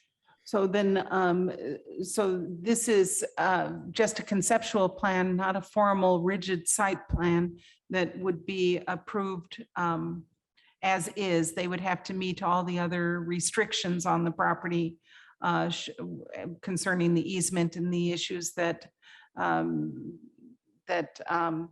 were just brought up. Correct. Yes, Yes. this is not a variance for the location of a structure. It is the size of the structure. Yes. So if it were to be granted this evening, they would have to abide by all of the setbacks and building restrictions, including where the easement is located. Okay, thank you. And I see Ms. Owens has a question. If I may, real quick, Yes. I was going to answer the second question Yes, from please, the yes. property owners Go ahead. for the setbacks. So in chapter 804, there are some setbacks listed there for each of the zoning districts. And they also are listed as 50 feet from the sides.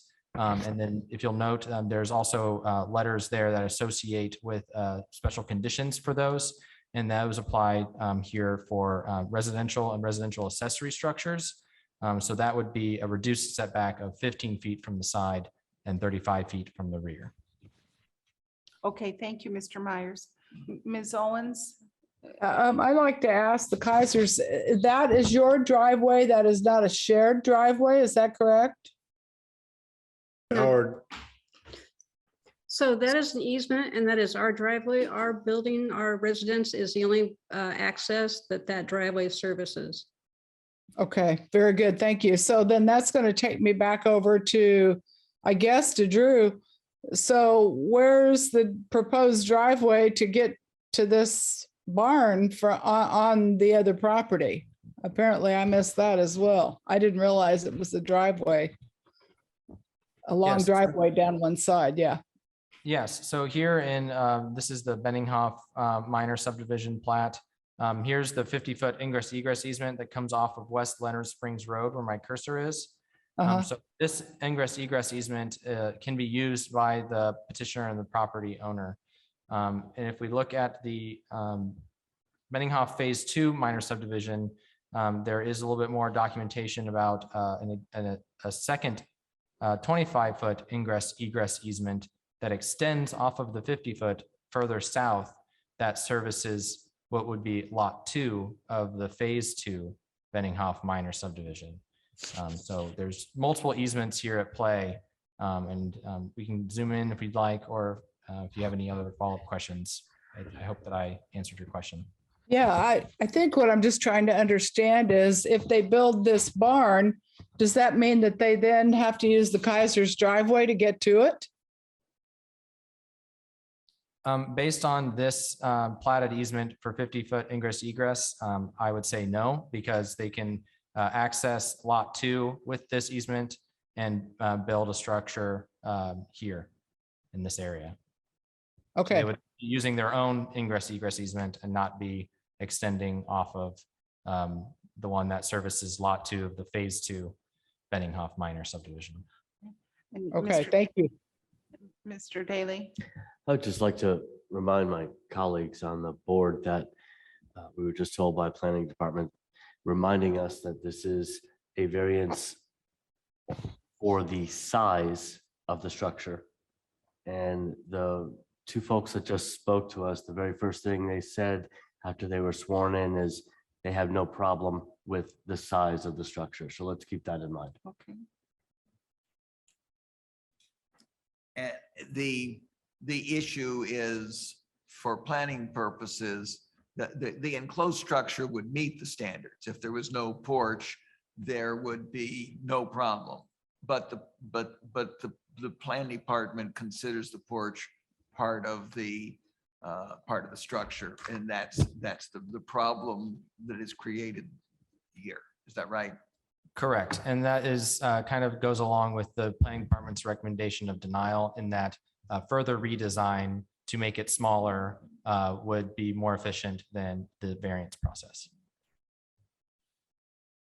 Well, I don't know I don't know that it would be more efficient exactly. It would be easier for public bodies, but they couldn't do what they want. But the standard policy is you don't care if it's enclosed or if it's not enclosed, it's still a storage structure. A great big open area is still a storage structure, whether it's enclosed or not. And the extent to which it's under open or not doesn't affect how you all consider its square footage. Is that right? Correct. So structures like a carport are considered structures and require an improvement location permit. And those are typically open air. Yes. And those still have a square footage that is calculated and considered when an improvement location permit is issued. Yes. And I will also state that, the planning department, we're just here to administer the zoning ordinance and talk about how that someone's plans are reflected in that zoning ordinance. Hence my use of efficient. I could probably use a better word, but in the terms of the zoning ordinance, it'd be more efficient if they just reduced the size and didn't need the variance at all. They could come into compliance by reducing the size and right. And you'd prefer people come into compliance rather than seek a variance, because that's what the zoning ordinance is for, is to comply with. So, well, yes. Do you have anything further to say? Not at this time. Okay, so Mr. and Mrs. Fortner have a rebuttal to some of the statements and the questions that have been raised, and I recognize them for 3 minutes. So if you could allow them to be unmuted. Hi, can you hear us? Yes, we can. Thank you. Hi, thank you.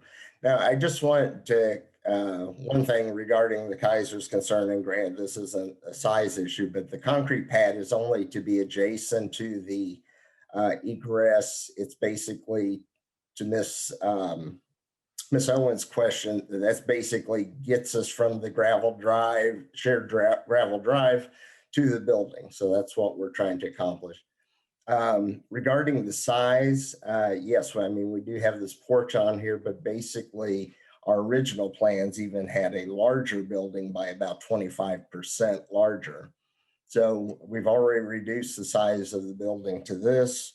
Again, looking for the porch as just a comfort feature, if you will. So, so again, just would appreciate your consideration of this.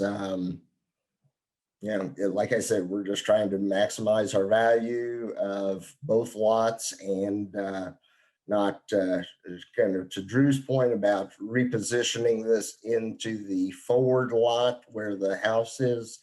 Currently, it just basically starts crowding up the lot from where the house is and some other potential future projects. Lorraine, anything? So in any circumstance, your pad is not going to encroach into the existing driveway that your neighbor. Absolutely not. That's correct. Absolutely not. It will not encroach on that. I think it's a driveway into the accessory structure, so that would be permitted to go through their property. And I'll note that though it is used as an easement, it is also fee simple property of the Fortner, so they're able to utilize that for driveway. They as both well. have the right to use it, and the Yeah. new structure would, whatever size it is, that it's not going to encroach in any way into the Kaiser's driveway, which I don't blame them. I wouldn't want it going in. It's not the Kaiser's driveway, it's a shared driveway. Yeah, but part of the, right, into the driveway you share with the Kaisers. Got it. Correct. Okay, well, back to members of the Board of Zoning Appeals. We can have further discussion, questions, or a motion. No. I'll make a motion, seeing no public safety danger, seeing no environmental harm, and seeing no documented public nuisance. I'll motion to approve this variance 22-10 on behalf of the petitioner. I second that. Okay, there's been a motion and a second to approve VAR 22-10, which is the Fortner residential storage structure size variance to chapter 802. A vote in favor is a vote to approve. D. Owens? Well, I'd like to express myself before we vote, if I might. Okay. I assume after a motion's made and seconded, there's often a chance for discussion, and so that's why I'm looking for my opportunity. To me, there is a very simple solution, and that is that they combine these lots. And I don't see why we would having a great big,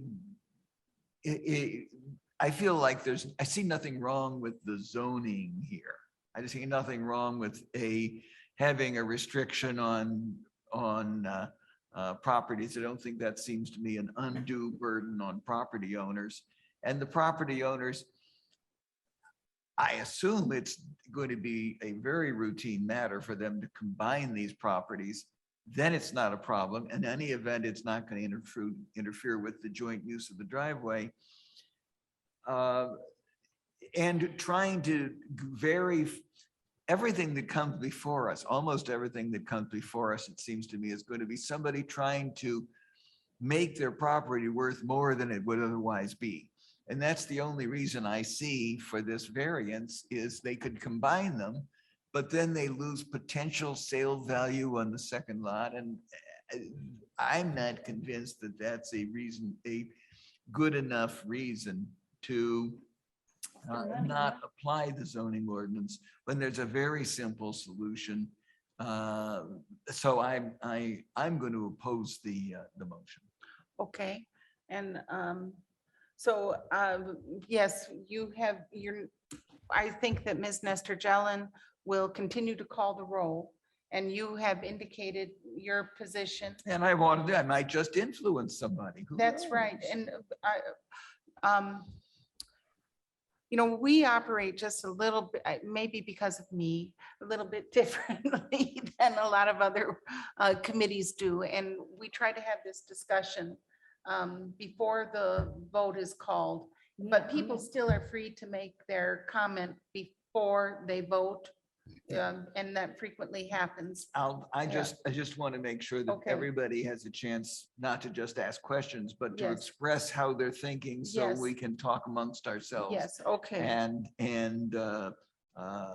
so I'm ready to vote Okay. because I've had my say.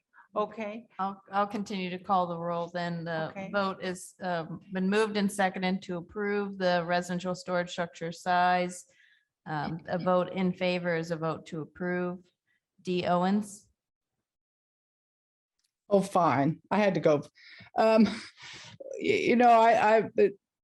Let me preface this, since we're prefacing, by saying that, I got a barn that I had built and I needed it to be a certain size so I could put certain items in it. So I understand that.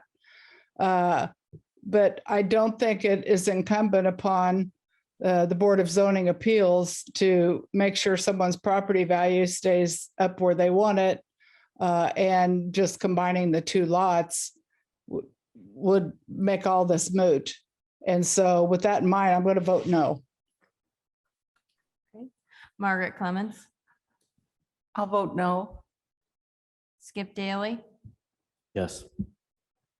Guy Loftman. No. Okay, so the motion was denied 3-1. Is that okay to do a motion to approve if they deny it with a form?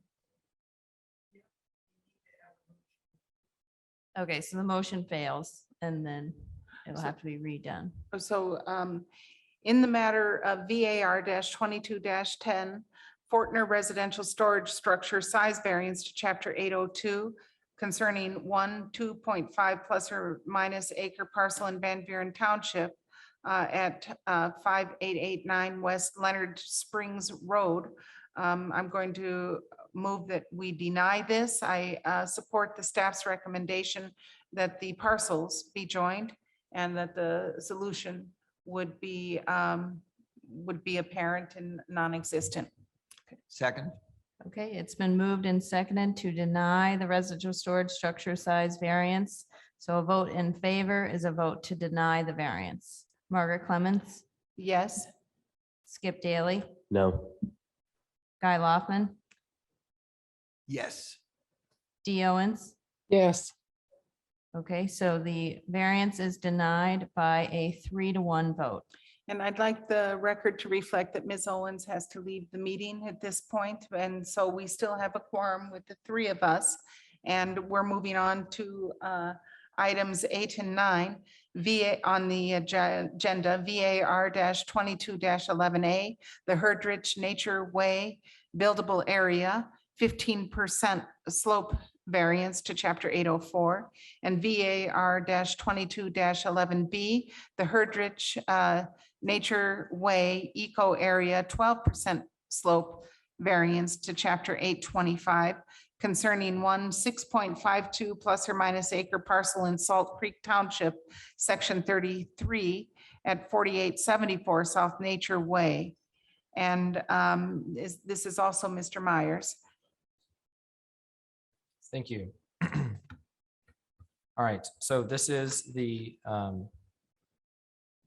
Erdrich, if I'm pronouncing that correctly, buildable area, 15% slope variance, and Eco Area 1 slope variance, chapters 804 and 825 respectively. As Ms. Clemens said, it's at 4874 North Nature Way in Salt Creek Township, Section 33. This is a platted lot. It's listed as Lot 14 of the Overlook subdivision, Phase 3. And the petition site is 6.52 acres. I'm sorry, Mr. Myers. I just have a question, and I just in consideration of the public. Ms. Owens has had to leave at this time, and Mr. Daly also has to leave after this case. And so we would no longer have a quorum after this. So that means that for the Hernley minimum lot size variance to Chapter 804 and to the Titchener front yard setback, we won't be able to hear those cases tonight. And so if people are here to speak about those matters, I'm sorry that we just found out that we will not have a quorum to hear your case after this. I'm so sorry. So I just wanted to let you know so that you would be able to leave if you didn't want to. There's nothing else that can be done, right? if Mr. Daly has to leave after this case, then we will have to end the meeting. We will have to adjourn the meeting because we will not have a quorum. So I'm so sorry. Thank you. Okay, Mr. Myers. Okay, I will continue where I left off. All right, so the petitioner for this variance petition, the Herdrick buildable area, 15% slope and eco area 1 slope. They are proposing a 1,154 square foot detached residential accessory structure with an approximate 460 square feet wraparound deck. Both the structure and deck are to share a structure on stilts type design, and the location of the proposed structure will encroach into slopes greater than 12% as well as 15%. According to Chapter 825, slopes greater than 12% in Area 1 of the Environmental Constraints Overlay are protected from any land disturbance activity. And according to Chapter 804, slopes greater than 15% are classified as non-buildable area. Here we have the slope map for the structure and the property. You'll note anything over 15% is triggered by the Chapter 804 variance request, and anything over 12% is the eco area 1. And we'll see here in a moment with the petitioner's site plan, the exact location of the proposed structure, but it will extend off of the rear of the structure here going north. Excuse me, it'll actually be over on this side, coming off of this side of the structure going northeast. Okay, so here we have a few photographs. This is the aerial imagery of the site. The accessory structure will be coming off of this area. Sorry, I'm getting confused a little bit by the structure here, but we'll see some more photographs and we'll see the site plan for an exact location. But again, this is a residential accessory structure to extend off of the back porch area here. Here we have the doors, and then the structure is intended to extend a walkway, and that will be built out into this sloped area. On the left photograph here, you can see a few improvements here. That is the location of the septic system. And here we have a few more photographs of the petition site where the proposed structure is likely to be placed. And they don't have any flags out for the proposed structure, but once we get to the site plan, you'll have a better idea. Some more of these photographs here. This is just the walkway that comes down from the side of the house to get to the area that I was at. And then this over here to the left side of your screen is the, again, the septic field.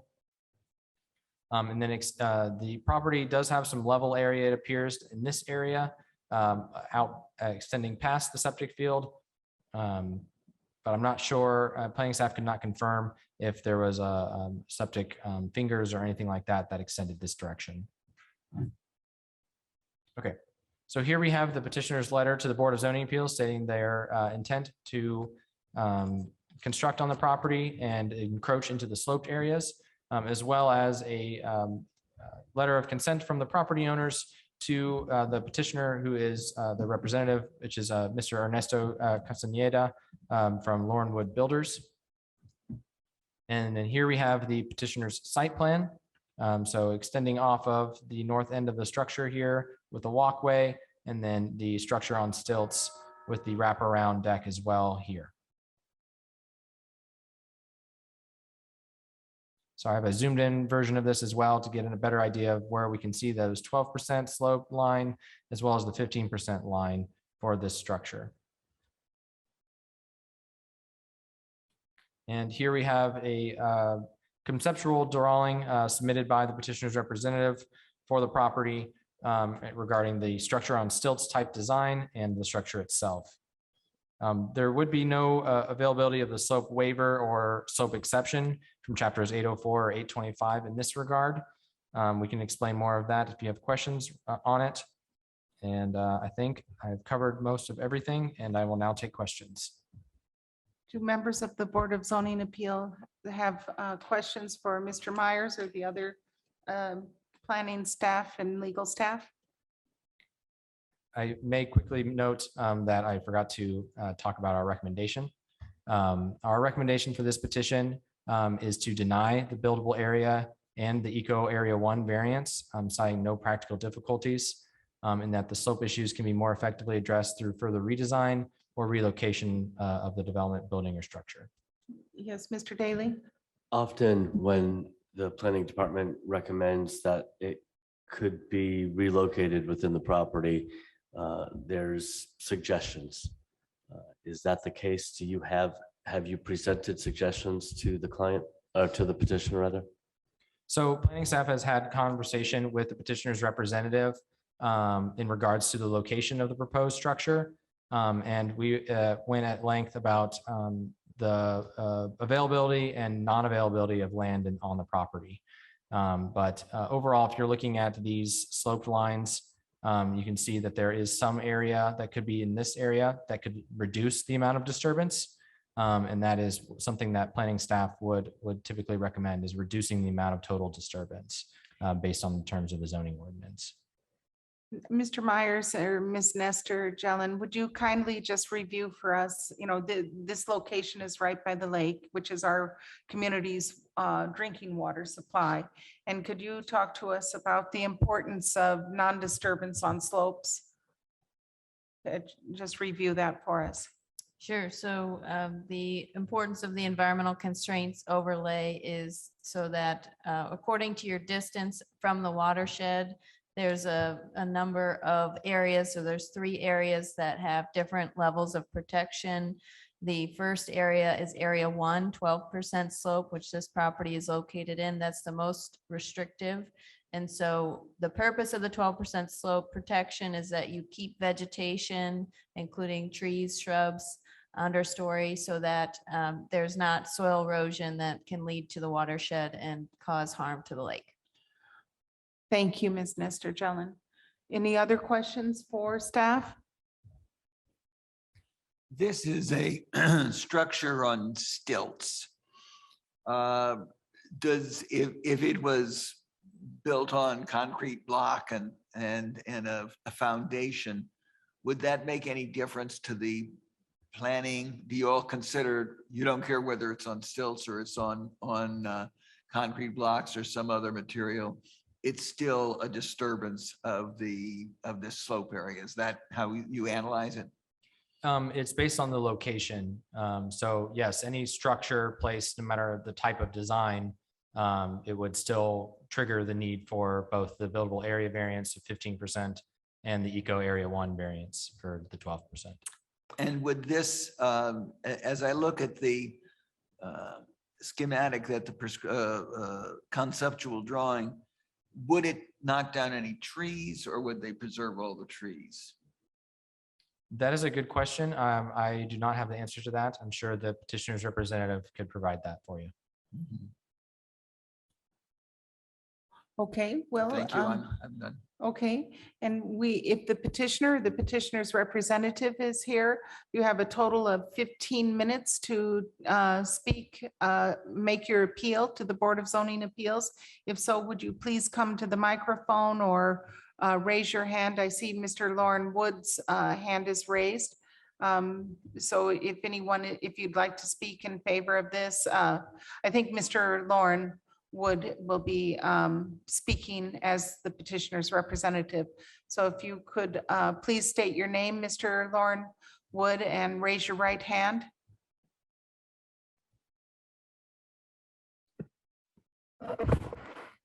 Can y'all see me here? Or We hear can't me? see you, but we can hear you, kind of. Okay. Rest assured that I'm raising my right hand here. Okay, and could you state your name, and do you swear to tell the truth, the whole truth, and nothing but the truth? I do. My name is Lauren Wood. Okay, thank you, Mr. Wood. If you would please make your appeal to us on behalf of the petitioner. We can see you now. Thank you. Sure.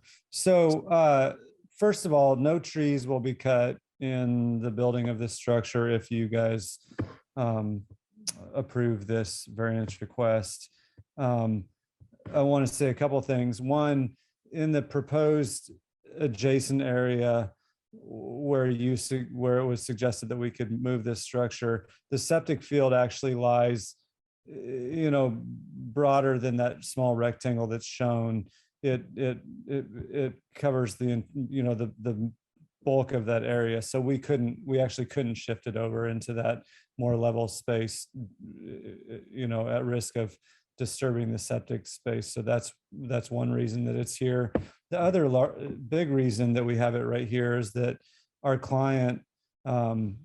Herdrick, is wheelchair bound and can only access outside areas via a paved flat heart covered surface, which exists right there adjacent to this. So a big part of the design intent here is to make this accessible for our client.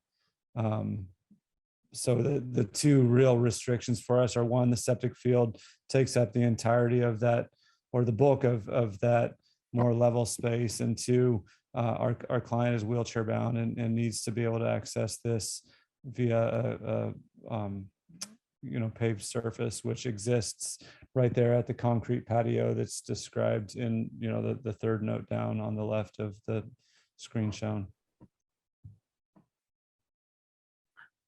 Thank you, Mr. Wood. Are there any questions for Mr. Wood, members of the Board of Zoning Appeals? I will just note from staff's perspective, so there aren't trees in that area, but there were trees in that area prior. And so when you build a structure over an area that could have trees, it prevents that vegetation from regrowing. It appears that the home was built sometime around 2016, and it was a heavily wooded lot to begin with. And steadily, there's been some trees, removed for the structure itself. And also we see that people tend to make a little bit of a lawn around the area after the construction is completed. But the intent is to keep it vegetated since it's in the Eco 1. Yes, thank you. Can I make one more comment? Yes, Mr. Wood. So with the piers versus a traditional foundation, these piers would be hand dug with post hole diggers. There would be little to no disturbance of the broader soil underneath of this structure beyond what you see already in the existing pictures. So, the point of using piers versus a traditional foundation is that you're able to come in and very surgically remove, a 16-inch diameter hole in the ground, cart the dirt out with a wheelbarrow, control the sediment with silt fencing, and really surgically build your structure there without impacting the grade and creating erosion, which is really what the spirit of the rules, as I understand them, is to protect the watershed. And so with a pier foundation like we're proposing here, we would be able to really mitigate any erosion beyond what's existing. Thank you, Mr. Wood. Could we look at, I have a question for Yes, Mr. Mr. Woods. Loftman. Could we look at the map that shows the septic field, the drawing that shows the septic field? Got it. That's the one I'm thinking of.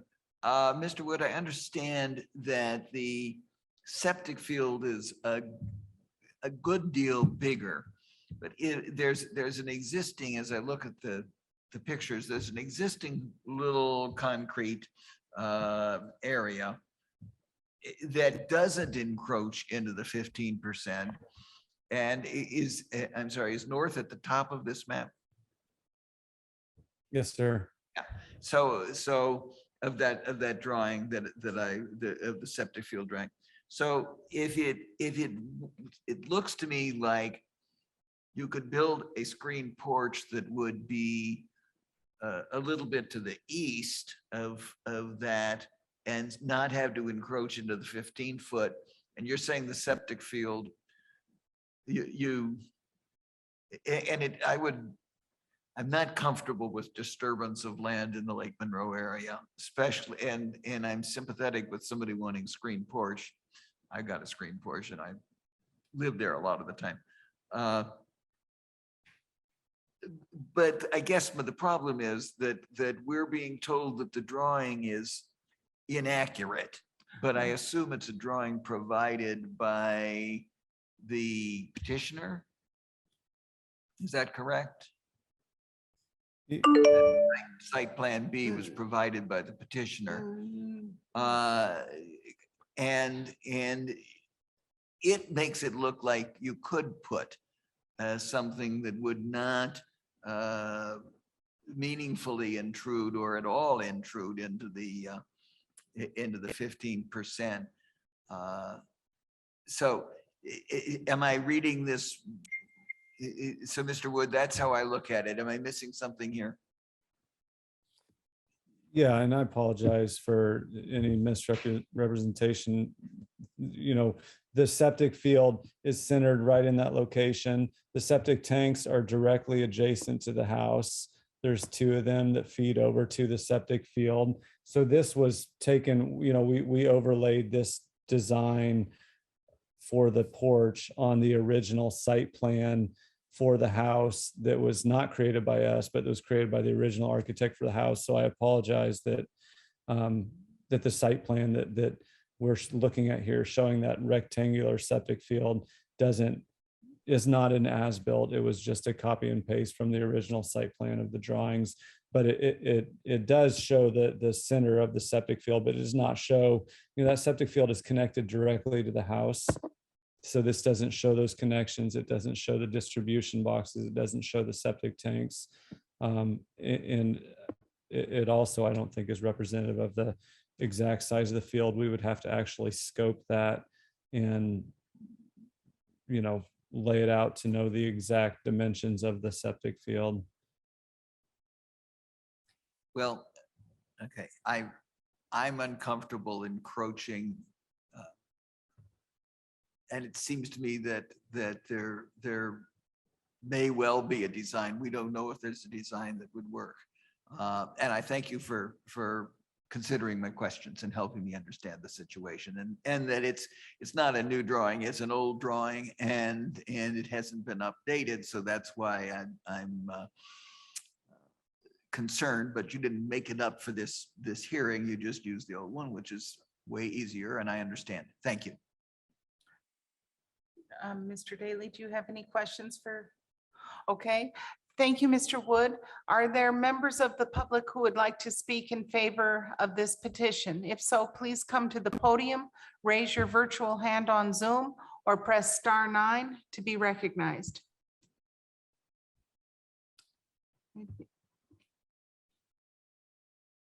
So if you would kindly sign in and then state your name, and I'll swear you in.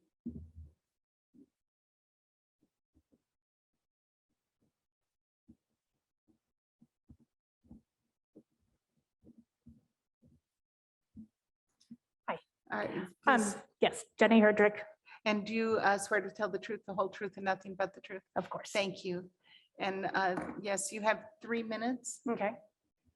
I am the owner, so I'm biased. Just state that up front. I just had a couple comments about things that were brought up. One of them on removing the trees. My husband can verify that when we built the house, I kept saying remove as few trees as possible. We also own, we don't have a lawn.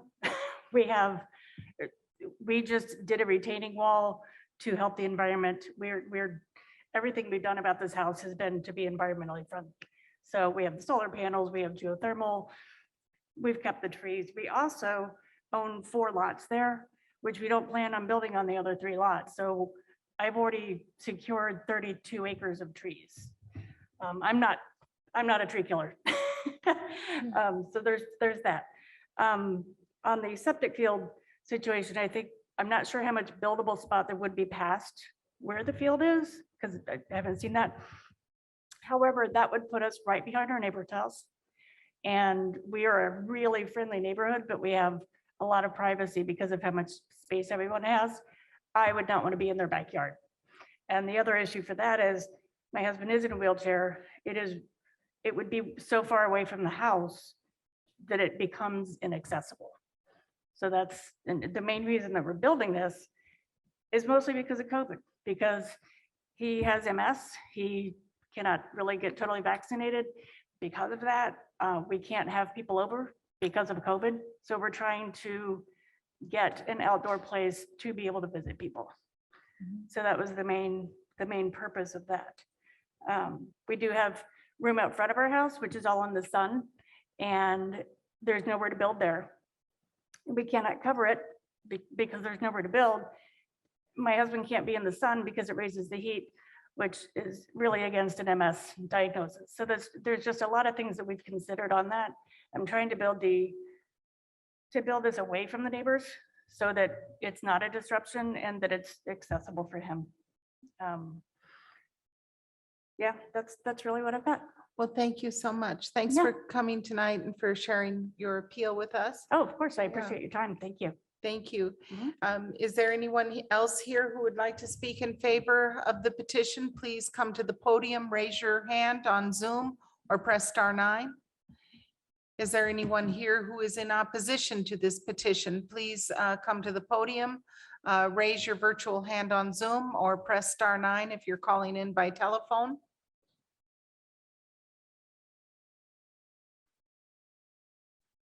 I don't see any. Oh, yes, that's okay. Yes, please. Please come to the podium, sign in, and then state your name and I'll swear you in.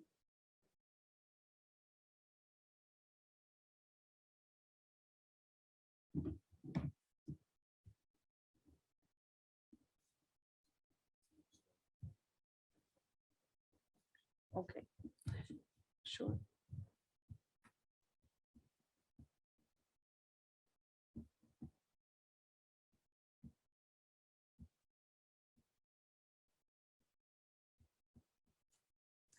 And would you please raise your hand and state your name, and do you swear to tell the truth, the whole truth, and nothing but the truth? I do. My name's Joanne Henschel.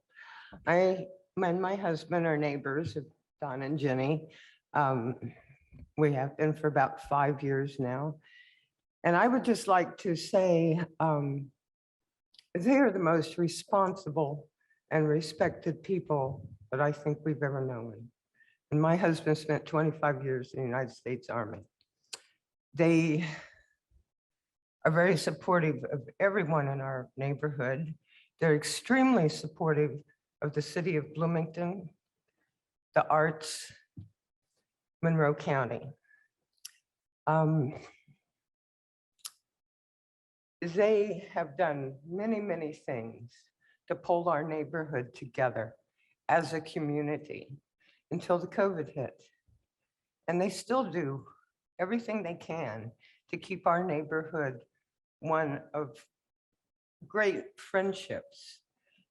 Don is not able, because of his susceptibility to the COVID, to be social as I know he would like to. And this is a means, and probably the only means for them to have people over in an outside environment safely for them.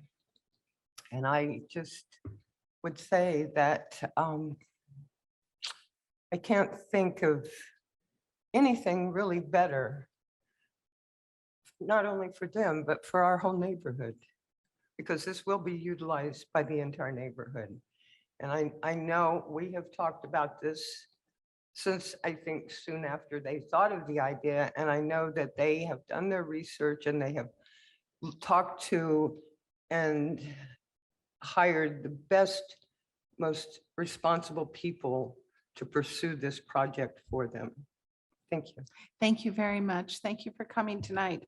I have one question for Mr. Schilling, and that has to do with the applicability of the ADA rules in consideration for variance requests, if it accommodates somebody with a disability. Is there a higher burden on us to take into consideration the disability, the Americans with Disabilities Acts in our deliberation of the planned proposal and the request for the variance? I do not believe so, because that is a private space. Okay, okay. Thank you, Mr. Schilling. Okay, coming back to the Board of Zoning Appeals, is there further discussion, deliberation?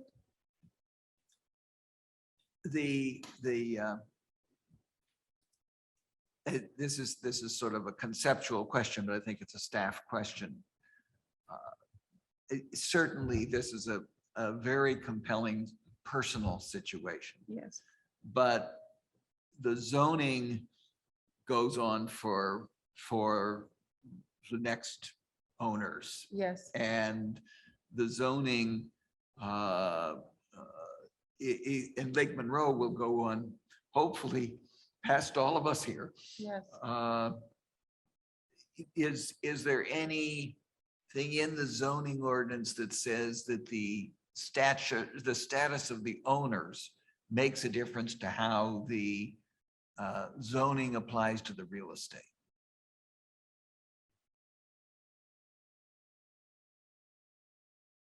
The variance would run with the land, so they would be able to encroach for this structure, but if a new owner purchased it, they would still be able to utilize that structure. If they wanted to expand upon it, they would still have to come back before the Board of Zoning Appeals if they were to encroach further into the 12% or 15%.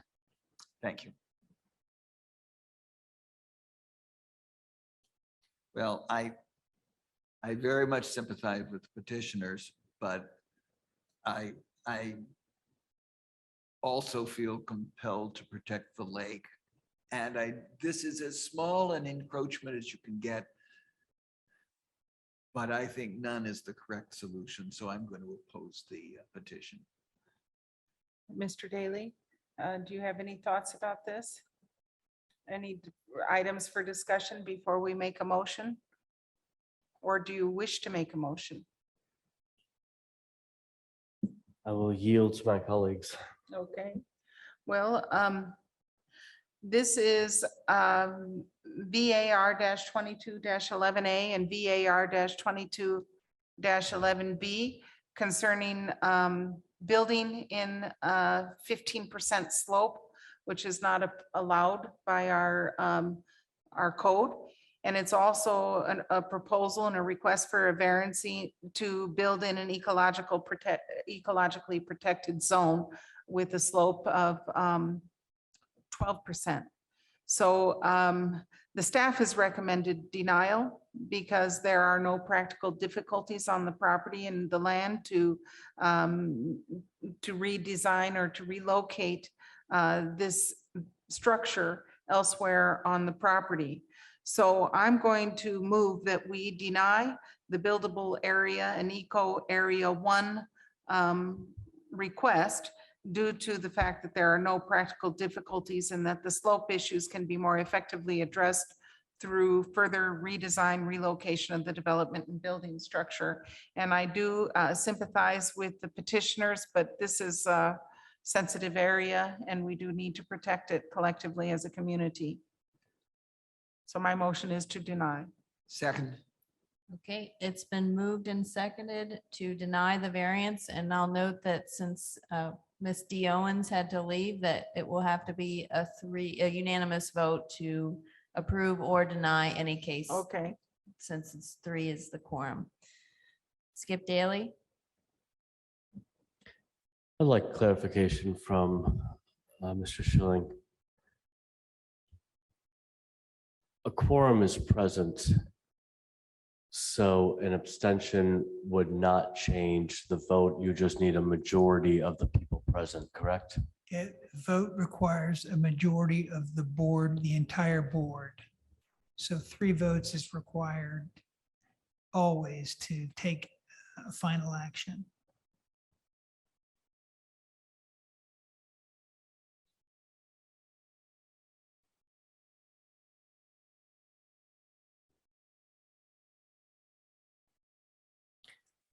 Could you repeat the Sure. motion, So the please? motion is to deny VAR 22-11A and to deny VAR 22-11B. So a vote in favor is a vote to deny the 2 variances.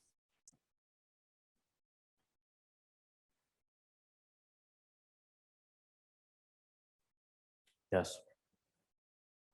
Guy Loftman, Yes. Margaret Clements. Yes.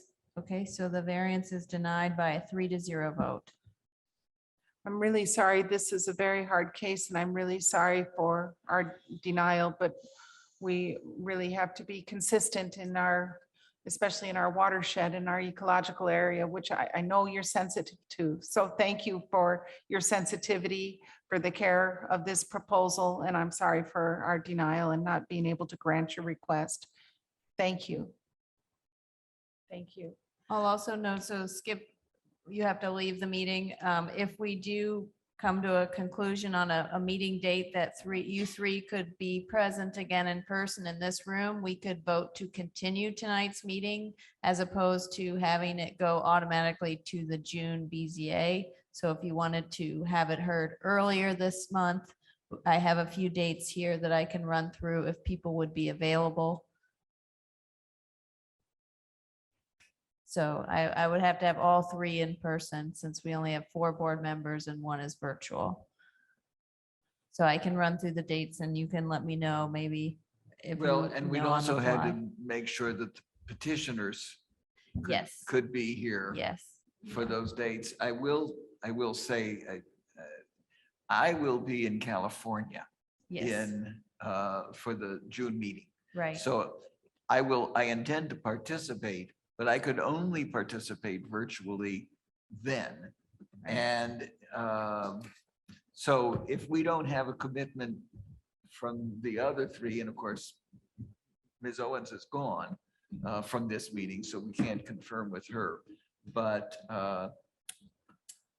just when we're talking about having an extra meeting, would the extra meeting only consider these matters we didn't Right. get It to? would only consider the matters that are continued from tonight's hearing. So that would be the last 2 petitions. Do we have to make that decision to continue Yes. to continue it to a date certain Yes, now? yes, because we have to otherwise post it in the paper 20 days in advance. And so in order to do that, we would already be close to the June meeting. And so since you're a commissioner appointment and the June meeting is in the beginning of the month and you'll be virtual, it's likely we may not have a quorum for the June meeting. I don't know if the commissioners can assign a proxy or if that's possible. They can. Okay. So. Also, while this is consideration, I am not in town and will not be able to attend the June meeting. I think I sent a Okay, message to yeah. somebody about that. Okay, so, we could just continue these all to be on the same case for June and schedule a new June meeting. Could I And just then- see, is it the 11th a possibility 1 week from today? The 11th in the room. Just to get it done. We have 2 cases. We could do it if you would be willing to meet in a different room, room 100B. I could meet in room 100B. It's May next 11th. Wednesday, the 11th. I think I'm available. And it would have to be at Could I- 6 PM. Could I meet June 11th at 6 Oh, PM? May 11th, sorry. Next week, May 11th, May 11th, May 11th. At May 6 11th. PM or 5:30? 5 or 6 PM. 6 PM, I think, because we have Okay. another meeting. Sorry, at- but I'm not grown up enough to keep my own calendar. It's fine. Would that work for you, Skip? May 11th at 6 PM? I'm checking. Okay.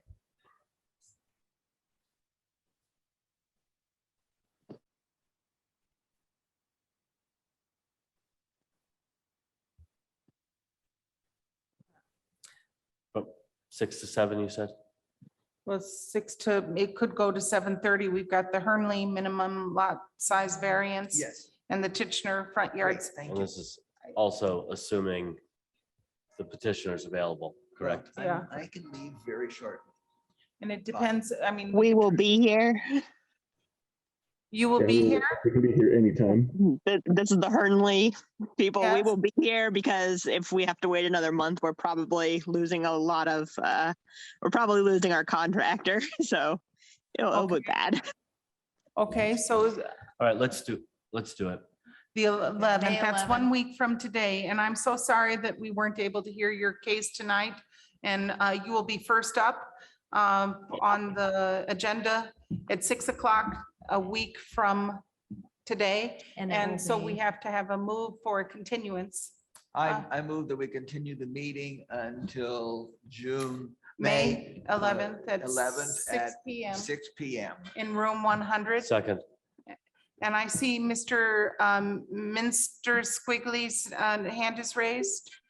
Sorry, I didn't realize that, Mr. Ketter. I was just going to thank you guys, but instead I just want to thank you for being able to be flexible in this way. Well, Sorry, I'm not able to hear you, Jason, but we're gonna, there's been a vote to continue the Board of Zoning Appeals meeting to May 11th at 6 PM at 501 North Morton Street, room 100B. And is there a second? Could you please, it was already seconded by Okay. Mr. seconded. Lockman. I'll And- just call the roll. Yes, Skip Daly, Yes. Margaret Clemens. yes. And Guy Loftman. Yes. Okay, Okay. so it's been moved and seconded to continue tonight's meeting to May 11th Okay, thank Do you. we want to consider moving the May meeting? or the June Since- meeting. The June We meeting? can move that outside of The this. June meeting. We can move that. We don't need to do that in this. meeting. Correct, No. yeah. Okay. Thank you. All right. You've got to go. for another vote. I'm Yeah. No, That's we're not okay. moving.